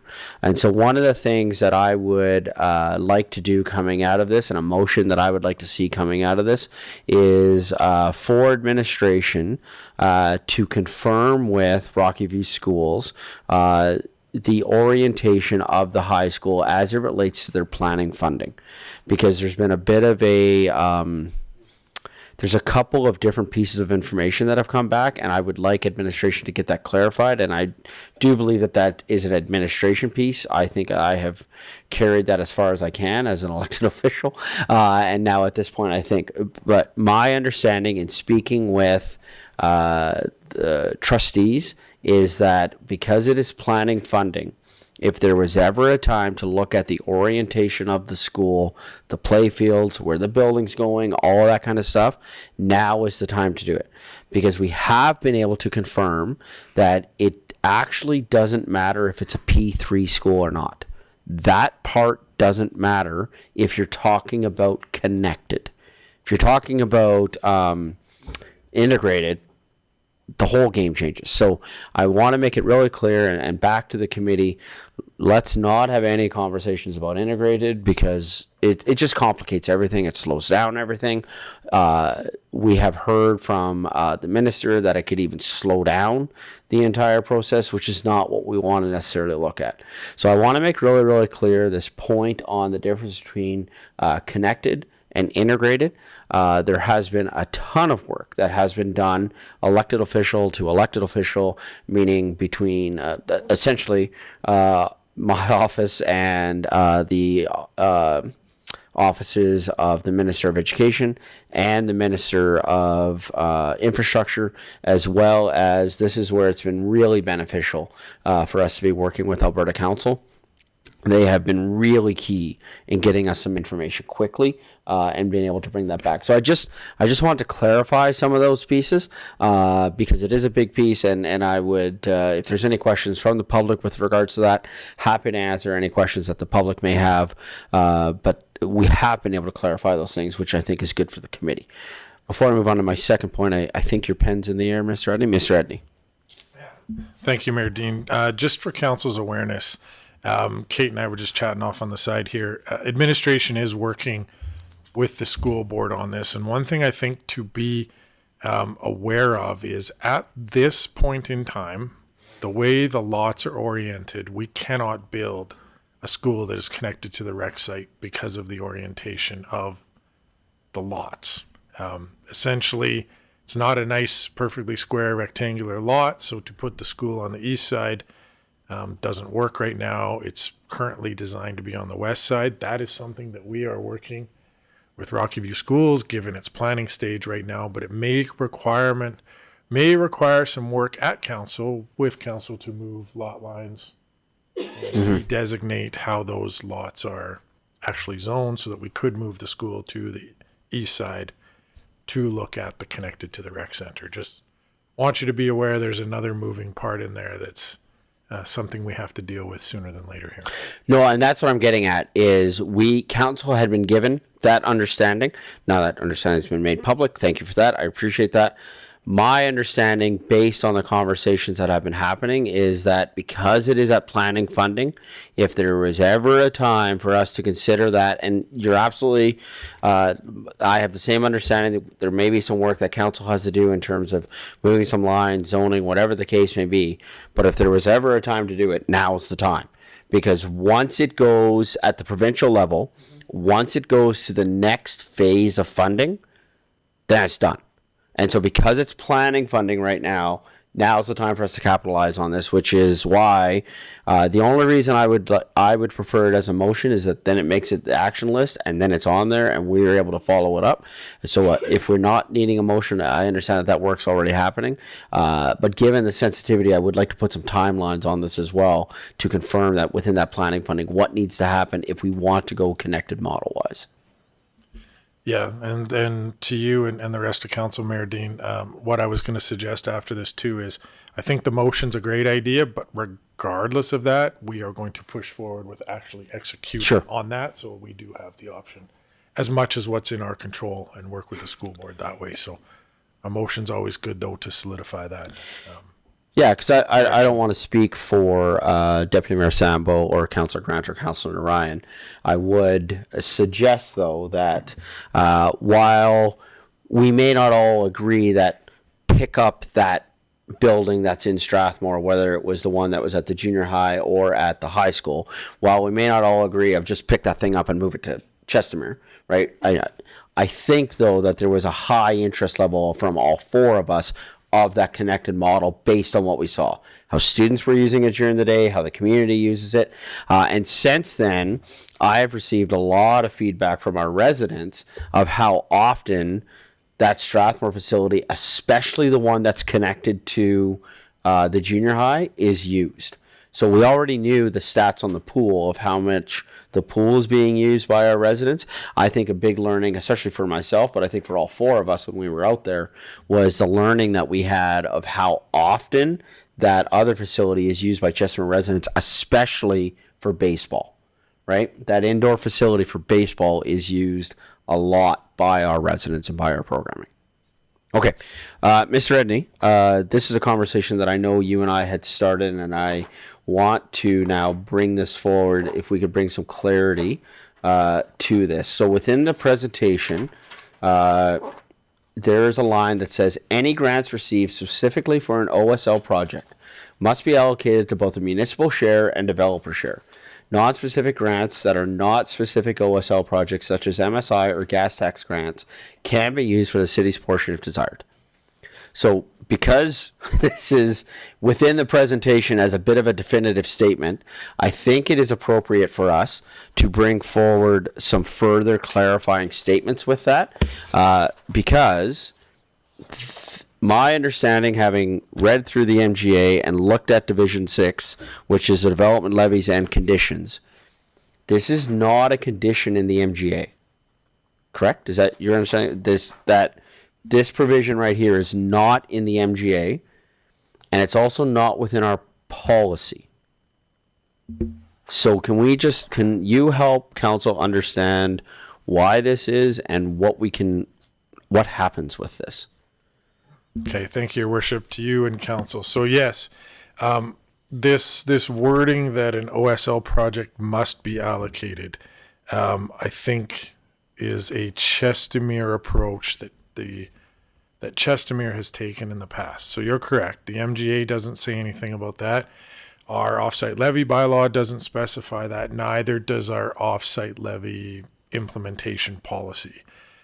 Where this came from, as far as I can understand, with some review and some discussion internally, is there was a report, I think it may have been back in the fall or even a few meetings ago, where there was an entire offsite levy report by Brownlee that ended up in your agenda package. And there's a slide in there a long way down that talks about the use of grants.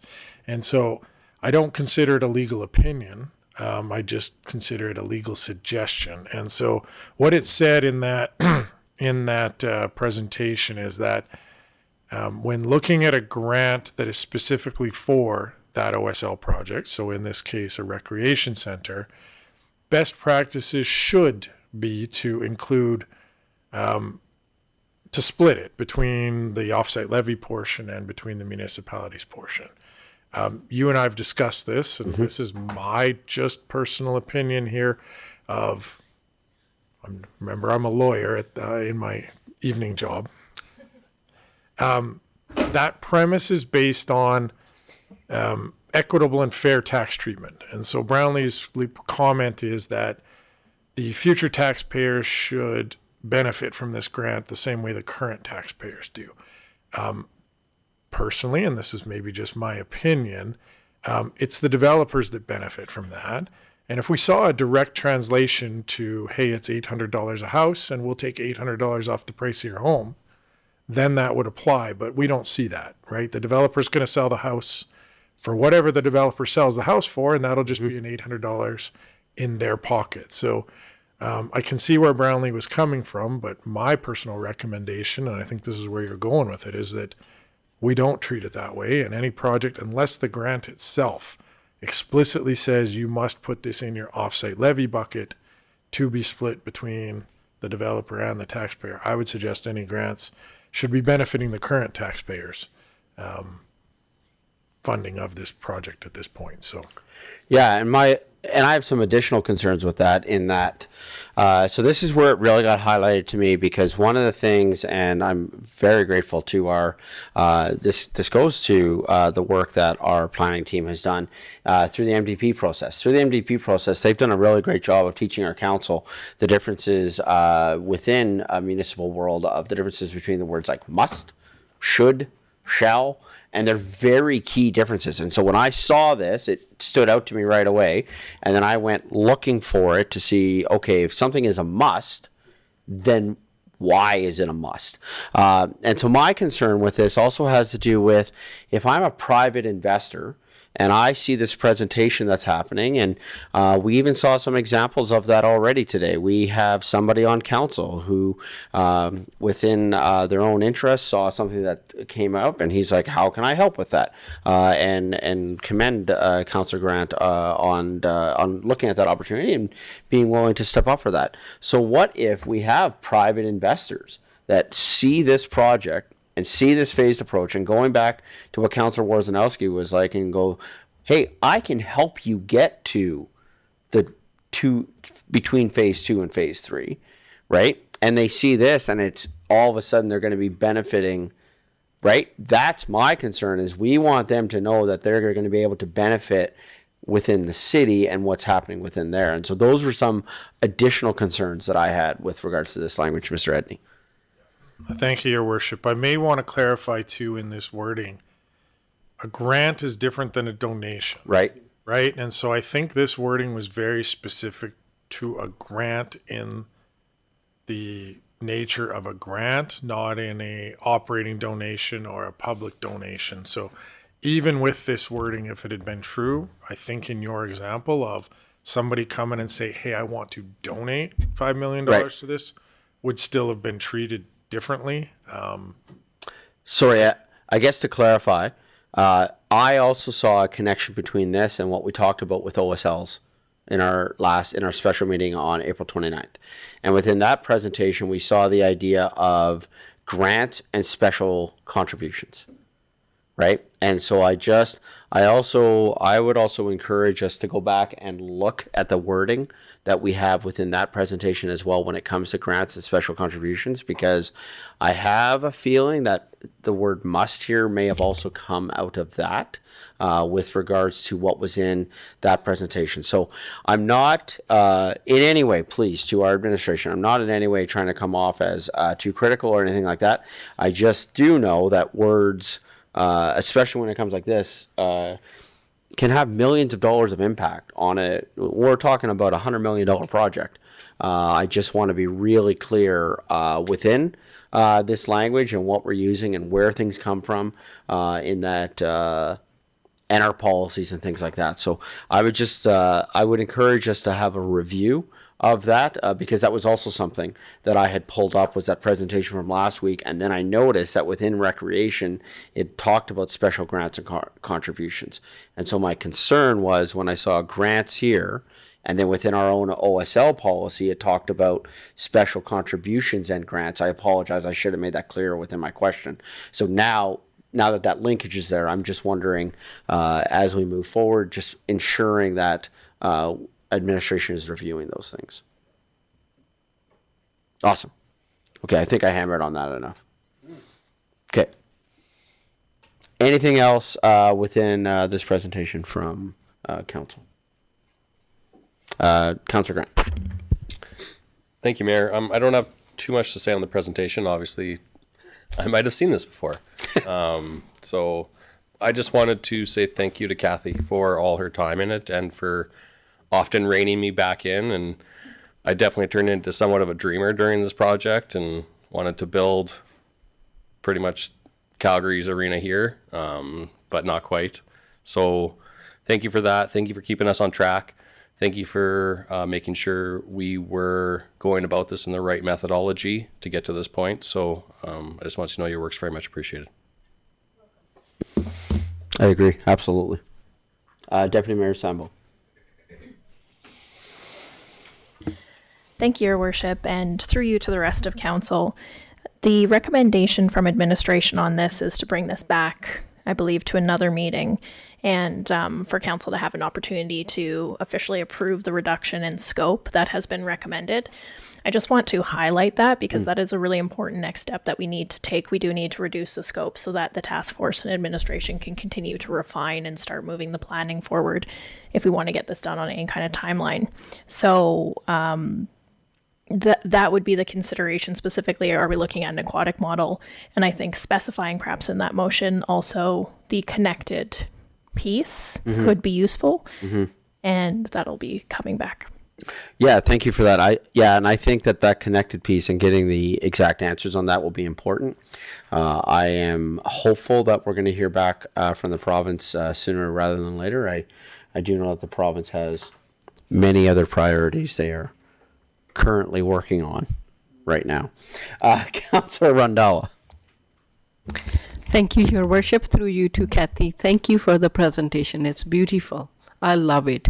And I'm excited as well because our community is waiting for this one. So this is next step forward. I really like it. And thank you to all the fellow councillors they are helping. And I am excited for that. And definitely giving 100% support for this one, because our community, this is much needed for, and it's long awaited, and is moving forward, is excited. Thank you for that. Councillor Schindler. So I'm looking at this, and it seems like we're also being asked to. Are we being asked to give authorization to go to an assessment for this as well today, or is that for the next like a needs assessment or feasibility study? I don't think that's today because we can't do that at the committee level. Sorry, Mr. Redney. The committee can recommend to council that council does something. But we might as well just wait and do it at the council. And this is coming back to our next council meeting for that, or are we waiting a little bit longer? I'm just wondering how fast we're going to be proceeding forward on this. Are we giving it another month of stewing in a pot, or is this what we're going to go with, and we need to now do step 2? Sorry, Kathy, your mic. Sorry. Thank you. We have a subcommittee meeting on May, I think it's the 13th, somewhere in that range, but I would defer to Councillor Grant whether he feels it should go there before it goes to council or not. Yeah, I think that'd be great to get that recommendation formally from the committee. I just want to preface this with, we've done a lot of work here. There's still a lot of work to do. There's a lot of work to do to align this project in all the ways we want it to align for the best outcome for our community. So I don't know. We are just about at that feasibility aspect of the project, but I do think that we should make sure that this project will line up how we want it to line up, so that the feasibility study is on the actual project that we are going to move forward with. So I would, in looking at the recommended option and speaking to Councillor Schindler's question, and just off the top of my head, and with that information about the committee meeting, thank you for that. What I would suggest is that under the recommended option that we put the date of, I would suggest either May 27th or June, whatever the first regular meeting of council is in June, either May 27th or that one. And the reasons for that being that exactly what you just said, then it can go to committee on May the 13th.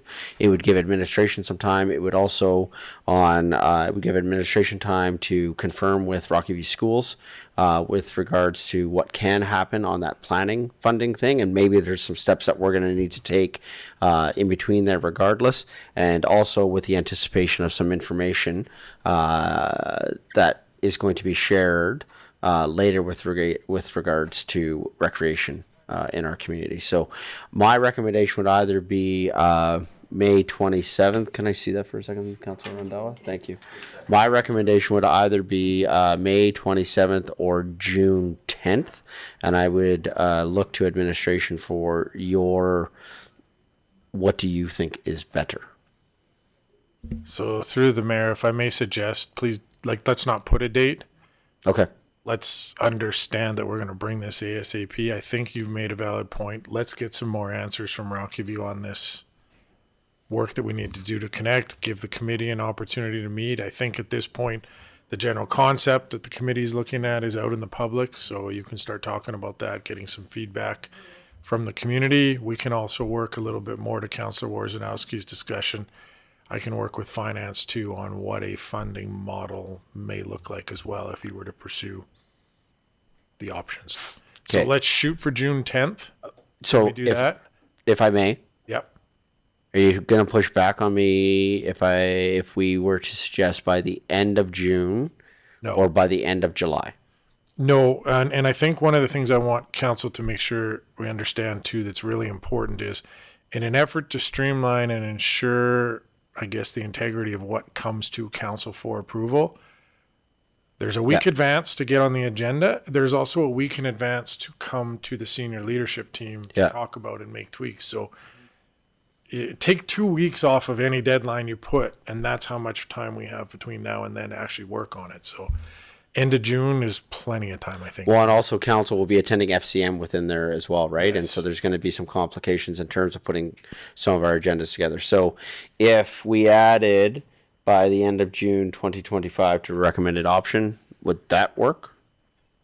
That would work, and we'll Yeah. shoot for June 10th. I think for sure we should address this before summer break in August. For sure. Okay. Councillor Schindler. And I agree with you there. We're coming up to a point where, you know, some of us may not be sitting in these seats. God, I hope we are all sitting in these seats. And so I really don't want this to fall on the wayside again. So I would really like to keep that push going forward. Our community needs this center. So whatever administration needs from us, I'd like that open communication. Let us know, and let's get it done. Okay. Any other questions, comments from council? Okay, can we have the recommended motion, please?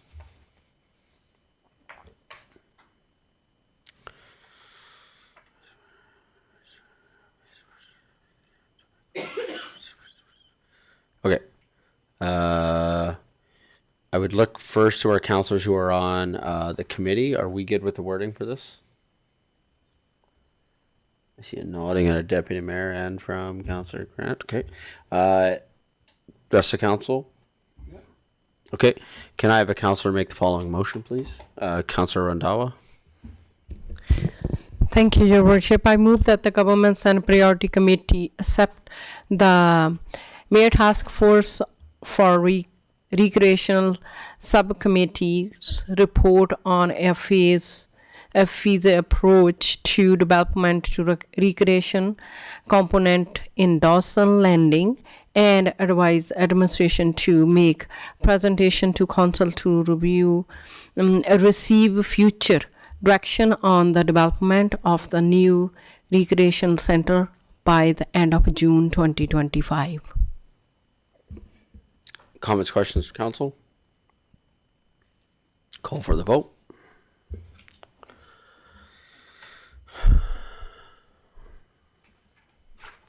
And that's carried unanimously. Thank you. I would like to also, I'm going to take a stab at this, and Josh, I'm going to rely on your incredible ability to type as fast as you do. I'm wowed, like every single time you do it. It blows my mind. So motion that the Governance and Priorities Committee direct administration to clarify options with Rocky View Schools for the orientation of the new high school.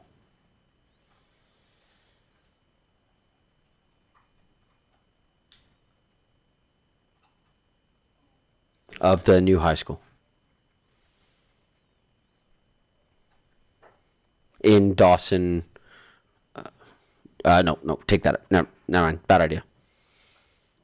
I would look first to administration. Is that specific enough?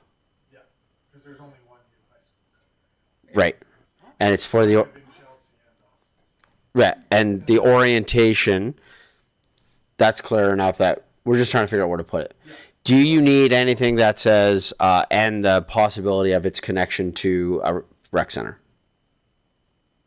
No?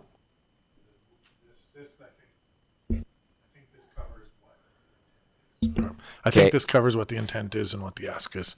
Okay. I think the three of us here in the room that would be working on it are clear. And to bring the answer back by the end of June 2025. So the two motions align.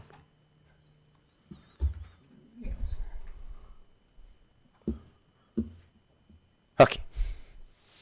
Comments, questions from council with regard, sorry, Ms. Vandermeer? To the chair, did you want bring the answer back or bring the information back? Information. Information? Thank you. That's a great clarification. Thank you. I appreciate that. Okay. We good? Okay. Can I have a councillor make the following motion, please? Councillor Grant.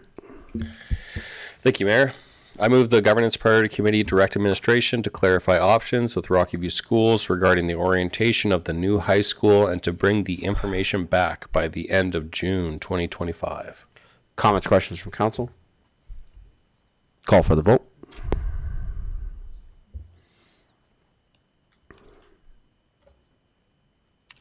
And that's carried. Thank you. Awesome. Thank you very much for the presentation. Appreciate Very it. much. Great work. Thank you. Council, I'm going to recommend that we take a short break, and then we'll come back and we'll finish off the standing items, and then move into our closed sessions.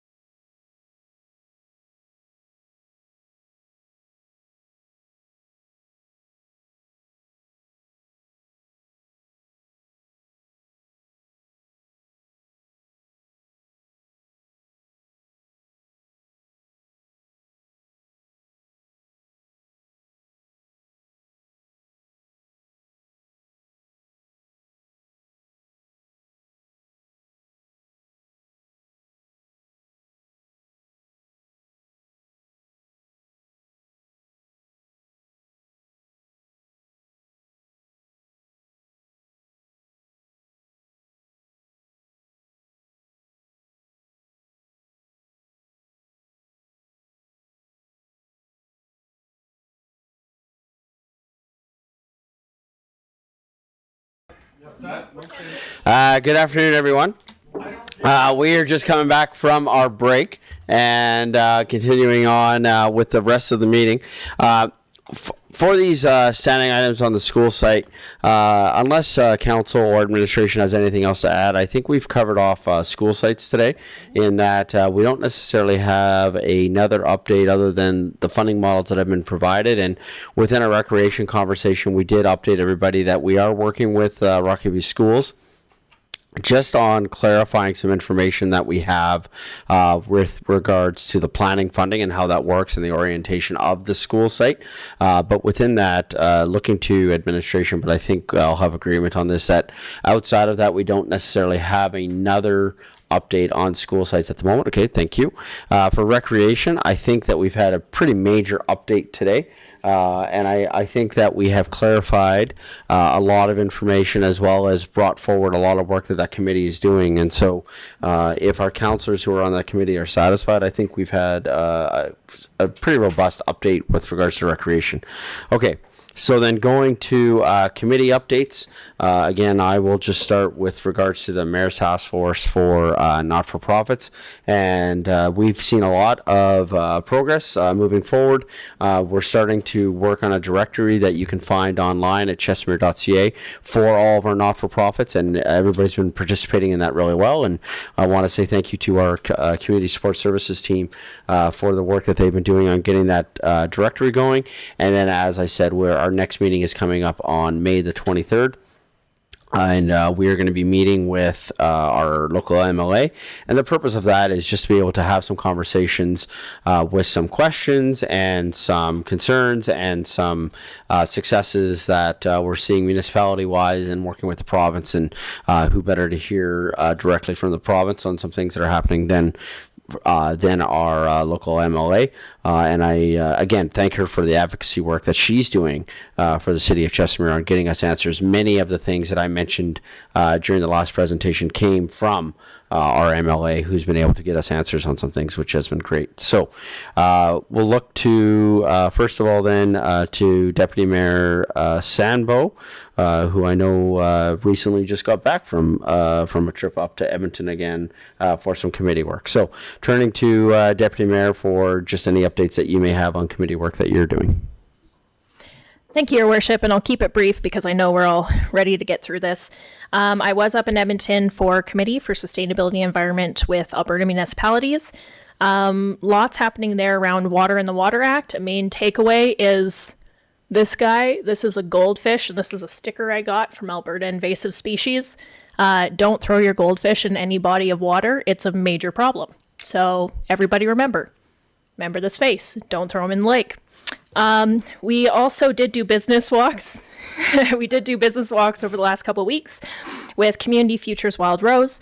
CFWR is a nonprofit corporation. It's funded by the feds, and they do economic development, job creation, and funding for small business in the region, which includes Chestermere. So council has appointed me onto that board. And we were doing business walks in Chestermere, talking to local Chestermere businesses, learning about what's going on for businesses in Chestermere, challenges and opportunities, and talking about the services that Community Futures can offer, which was great. And more information will be coming back from the results of that soon. Deputy Mayor, I'm going to offer maybe one of the dumbest ideas I've ever come up with. But I was just thinking that with your goldfish idea there, yeah, honestly, what if, you know how there's like wanted posters? What if we created not wanted posters and put them around bodies of water that like not wanted and just created some messaging with regards to goldfish in our bodies of water? Councillor Schindler? Yes, I'm sure Councillor Warzanowski and I will happily bring that to the Lake and Watershed Committee for further review. But yeah, basically, we're thinking about the same things. Deputy Mayor? Thank you, Your Worship. And if I could suggest for the Lake and Watershed Committee, I think Chessie versus goldfish would be, a match for the ages. I'm currently writing that down. Battle Royale. Got it. Going to Councillor Grant, and I'm also going to invite Councillor, I know it's item 8, but we might as well just do these together. So for some committee updates, but I'll start with Councillor Grant and Councillor Warzanowski with regards to, you also had the opportunity to attend a conference recently, and welcome both of your insights on the conference that you attended. So perhaps whether you want to start Councillor Grant or turn it over to Councillor Warzanowski, but just some feedback for Council on the conference that you guys attended. Maybe I'll start quickly and then hand it over to Councillor Warzanowski. Councillor Warzanowski and I attended the Economic Development Committee, EDA. Yeah, I forget what the A stands for. Association, I would assume. And it was actually a really great few days. It provided a lot of information about what other municipalities are doing when it comes to economic development and how they're supporting it. And I actually found it extremely valuable, and it actually brought a lot of light to things that we can fix here and things that we can do better in Chestermere. And with that, I know Rob has some points that he would like to expand upon as well. So. Thank you, Councillor Grant. Yeah, I did take a couple of notes in preparation for this. Certainly, we all know that these events are great for networking and understanding how we're different, how we're similar to some of our peers.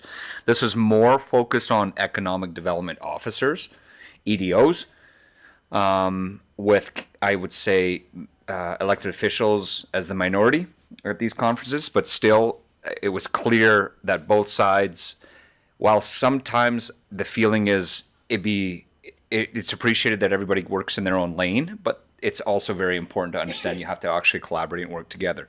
So some of the key takeaways that I had was, in addition to obviously the networking, is it's important to have a plan, especially in regards to your economic future of your community. And that will be different from community to community. And we saw that between small counties, small villages, to large municipalities. So that's something that I think we need to focus on. We need engagement from our community with people who represent the business community on those economic development committees that both Councillor Grant and I sit on. And I can tell you that our committee is just full of rock stars. Like, they're absolutely awesome people and just ready to get to work. Lots of involvement from their EDOs within the administration at all levels. Development, small projects, small community events, right to massive parties.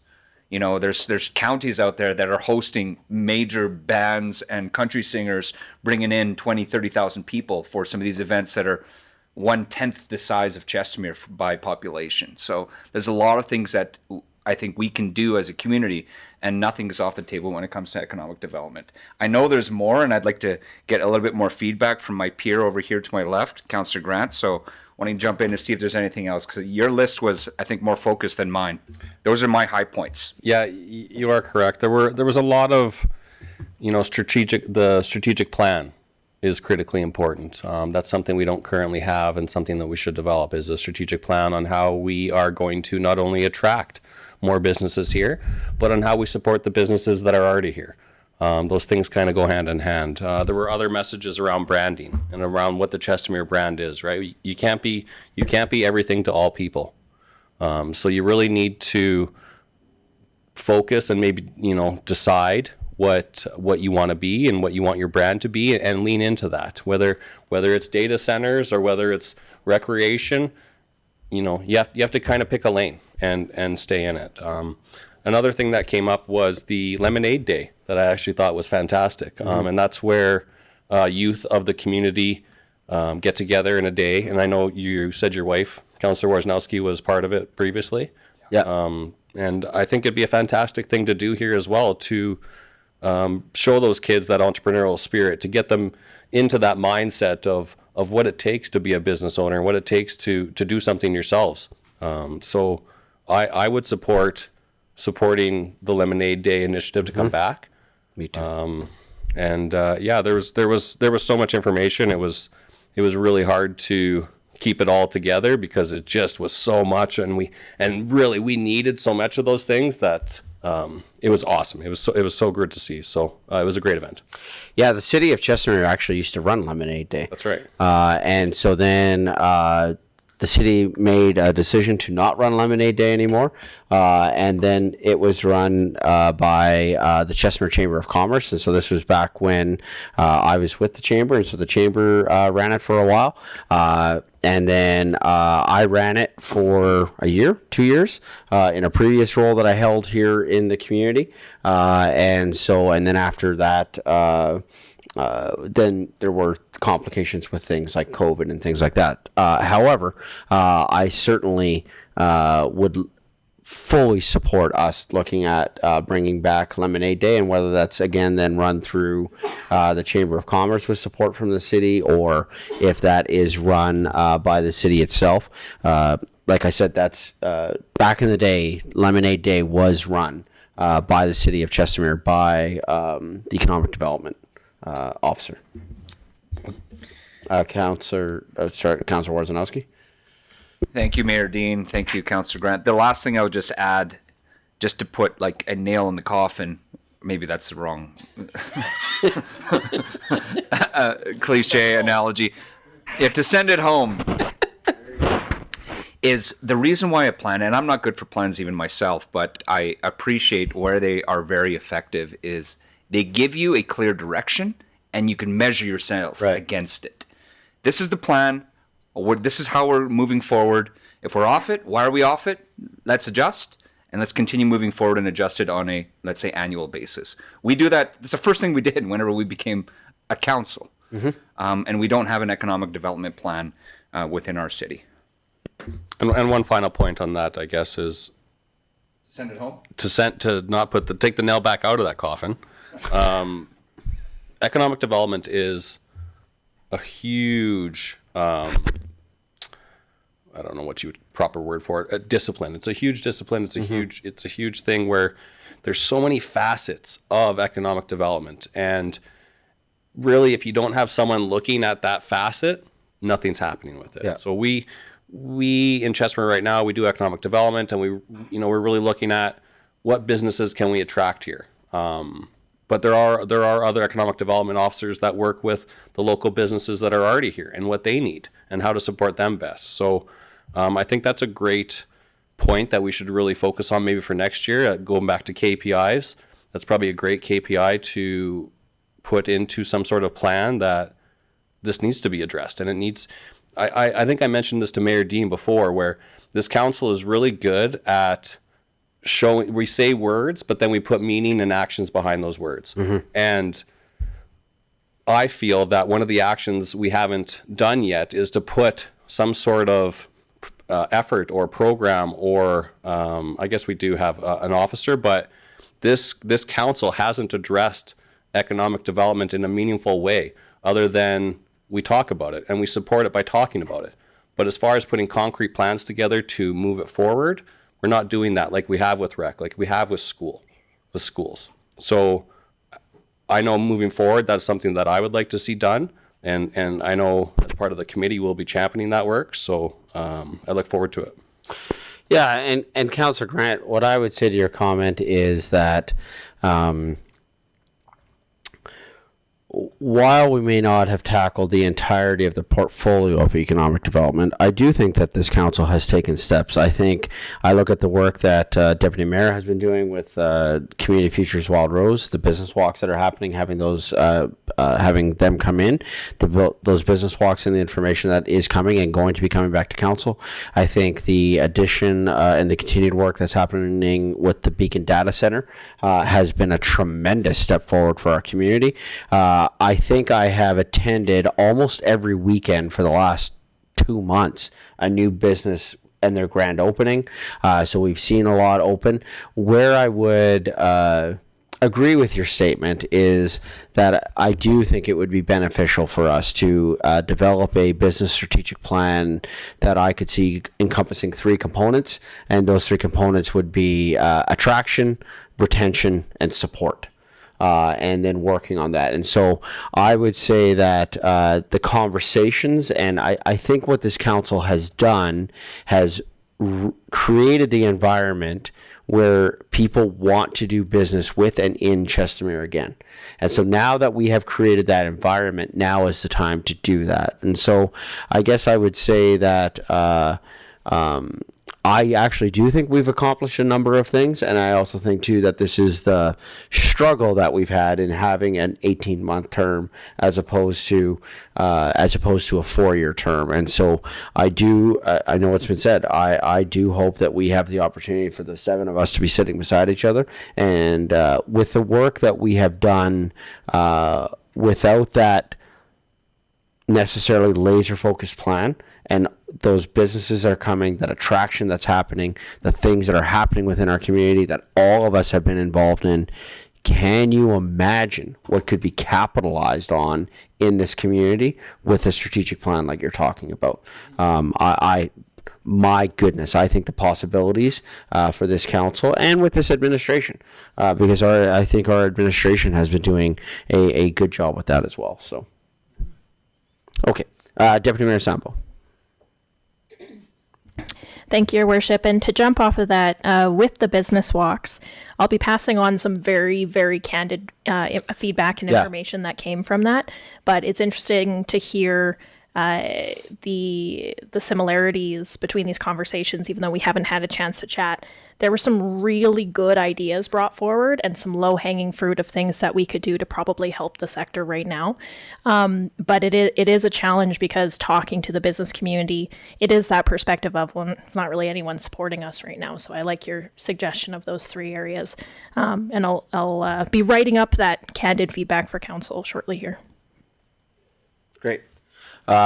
Turning back to Councillor Grant, so recreation we had covered. Just wondering if there's anything either from CDAC or Seniors Advisory Committee.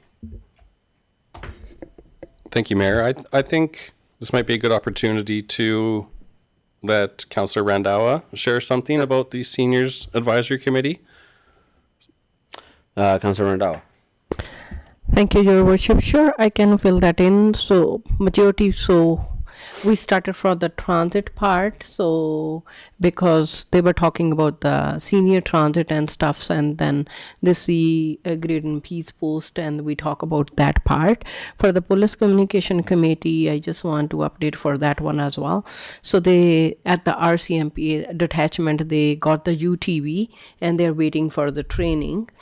And some of the our committee members, they were very strong suggestion about for the dog not picking up and stuff, and they are asking if administration is put more signage in the dog park, and strongly they are recommending for the fine as well. The minimum they suggest to put it $1,000 fine if somebody caught and stuff, and that is their suggestion. They wants me to bring back to council for that, because they were very strongly suggest that we need to do as a city side to for the dog parks, and especially some of the concern raised during the meeting as well. Some of the residents use the public park, the kids park, for the small dog, not the bigger dog, just when park is quiet, and that is the concern also been raised. And there is no signage for that, no dog leash or unleashed and stuff, and those one was the major concern. And from CPO side, they were suggesting that time, so the recommendation, so they can have one full-time officer for the animal control and stuff, because it is going louder into the community for that. That was the suggestion. And always they talk about the speeding, Rainbow Road, Marina Drive, and McGanzer Drive and stuff. So that is also in the in our broader picture talk as well, with the detachment commander and with the CPOs. For those one, they want to consider if we can bring strongly for some dog park signage, where they can bring the dog, where they cannot. Okay. Thank you. Great, thank you. Councillor Ryan is again at a conference today, so going to Councillor Schindler. And it's my turn. Yay. So I had on May 2nd, I guess, unfortunate, responsibility to participate in the JPA2 meeting, which, because of the dissolving of the CMRB, JPA2 was also dissolved. So that we were doing some fantastic work, Rocky View County, Calgary, and Chestermere, with Chestermere finally at the table after many a time not being. We were just pushing forward with some really great initiatives on how we're going to develop this area between the three of us. And unfortunately, that had to be dissolved. And I'm not sure what's going to happen with that information that we gathered and that we worked so hard on. So it looks like we're going to have to transfer to joint or independent IMCs. Yeah. Yeah. So And ICFs. and ICFs. ICFs is what I meant. Sorry. Between between only two parties. So I think I'm going to start pushing for more trilateral committees as well to keep this momentum or at least bring back this momentum that we're losing. So I'm really sad about that. I was also, I can't remember if we did this one already, but on April 24th, the Lake and Watershed Committee met, and that was a really great meeting because now we're really getting into the meat of this lake and watershed. So we're going to develop a strategic plan for the lake. We're recruiting a few more people for the Lake and Watershed Committee. So if anyone out there wants to be a part of this exciting committee, please talk to our legislative services and apply. We talked a little bit about the lake cleanup near the bridge. The bridge needs some attention. We're going to bring that to council and some harvester updates. Basically, we're gonna work on some really great messaging and some great initiatives for the lake. Did I miss anything, Councillor Warzanowski? Sorry, Councillor Warzanowski. ICFs, sometimes we use iCharts. Right. We forget. ICF stands for Intermunicipal Collaboration Framework. That's what an ICF is. So with the dissolving of the CMRB, the Calgary Metropolitan Regional Board, municipalities are required to create the Intermunicipal Collaboration Framework, ICFs, within the next 2 years. So they have to be in place by, I want to say it's April 2027. So that's what the Intermunicipal Collaboration Framework. Sorry, thank you. And sorry, I just had a quick add to that. It seems like these frameworks won't start being developed until 2026. Because lots of municipalities have them. When you were if you were in the CMRB or the EMRB, you didn't have to have them. Now you have to have those because CMRB and EMRB are gone. Sorry, Councillor Warzanowski. Sorry for interrupting there. Yes, thank you, Mayor Dean. Thank you, Councillor Schindler. Just you hit it all on the head. Is that a good use of the hammer and the nail? Yeah, okay. Sure.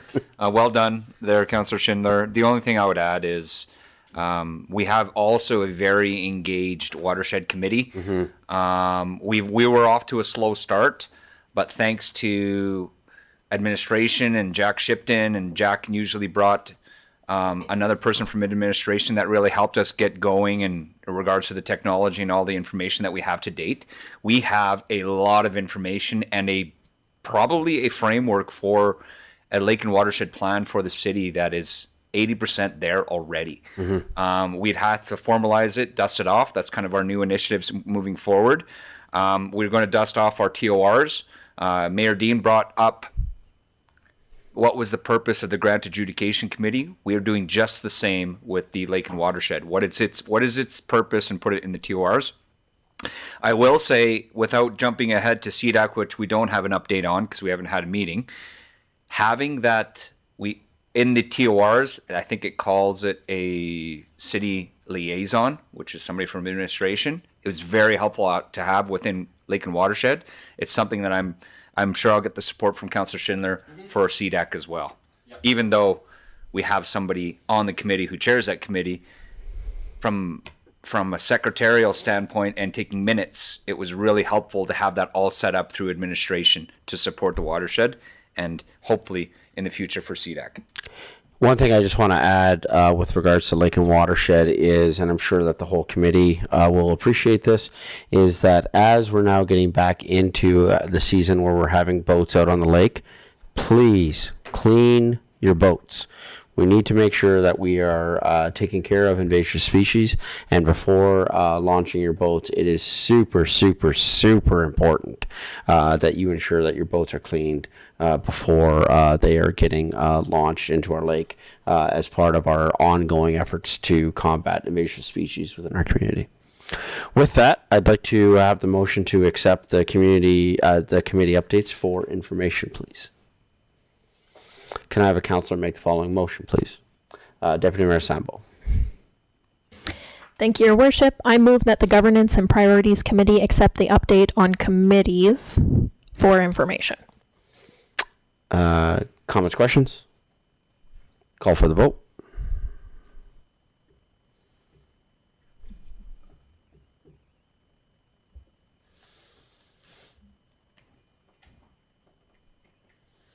And that's carried unanimously. Thank you. We're now going to move into our final closed session, looking to administration, because both of these are coming from our CAO. I don't anticipate any motions coming out of these other than accepting for information. With that, I'm just thinking of our public and wanting to come back. Would that be a fair? He's humming. Okay, so that's not a fair assessment. Yeah, I think that's a fair assessment. If it's not received for information, it will be proceed as directed in close. So, okay, perfect. Same thing. Same thing. Okay, awesome. So with that, can I have a councillor make the motion to go into our closed session for our final two items today? Councillor Rundau. Thank you, Your Worship. I move that the Governments and Priority Committee move into closed session at 5:05 p.m. to discuss the following: golf course update FOIP Section 24, advice from official, and recreational center update FOIP Section 21, disclosure,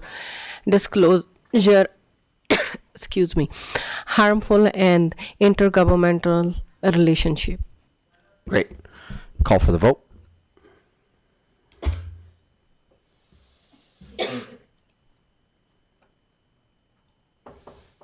And that's carried unanimously. Thank you.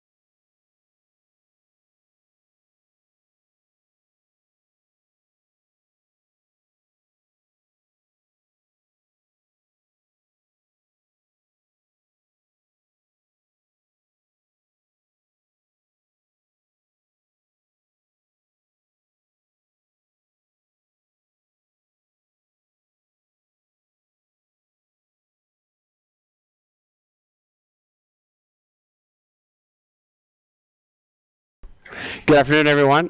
Just coming back from our closed session, and I believe we're just going to have two motions coming out of our closed session. Both are going to be to accept both items for information. So if we could, first of all, just need the motion to come out of in camera, please. So can I have the first motion to come out of in camera, please?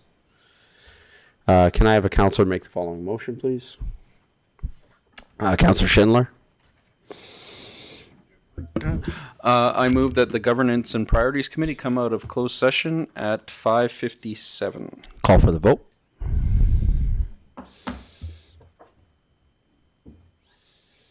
And that's carried. Thank you. Legislative Services, did we have any members of the public hanging out with you in the lobby waiting to come back in? And did we have anybody outside pounding on the doors wanting to come in for the end of our council meeting? We look like we're okay. Awesome. Okay, so with that, I believe we'll have two motions. First one here, can I have a councillor make the following motion, please? Yeah. Councillor Randhawa. Thank you, Your Worship. I move that the Governments and Priority Committee accept the golf course update for information. Comments, questions? Call for the vote.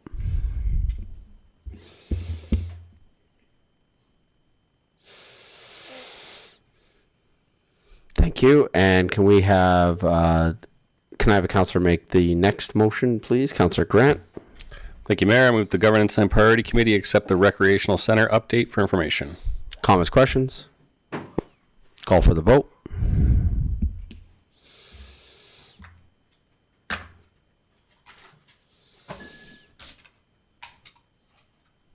That's carried unanimously. Thank you. And can I have a councillor make the motion to Councillor Randhawa?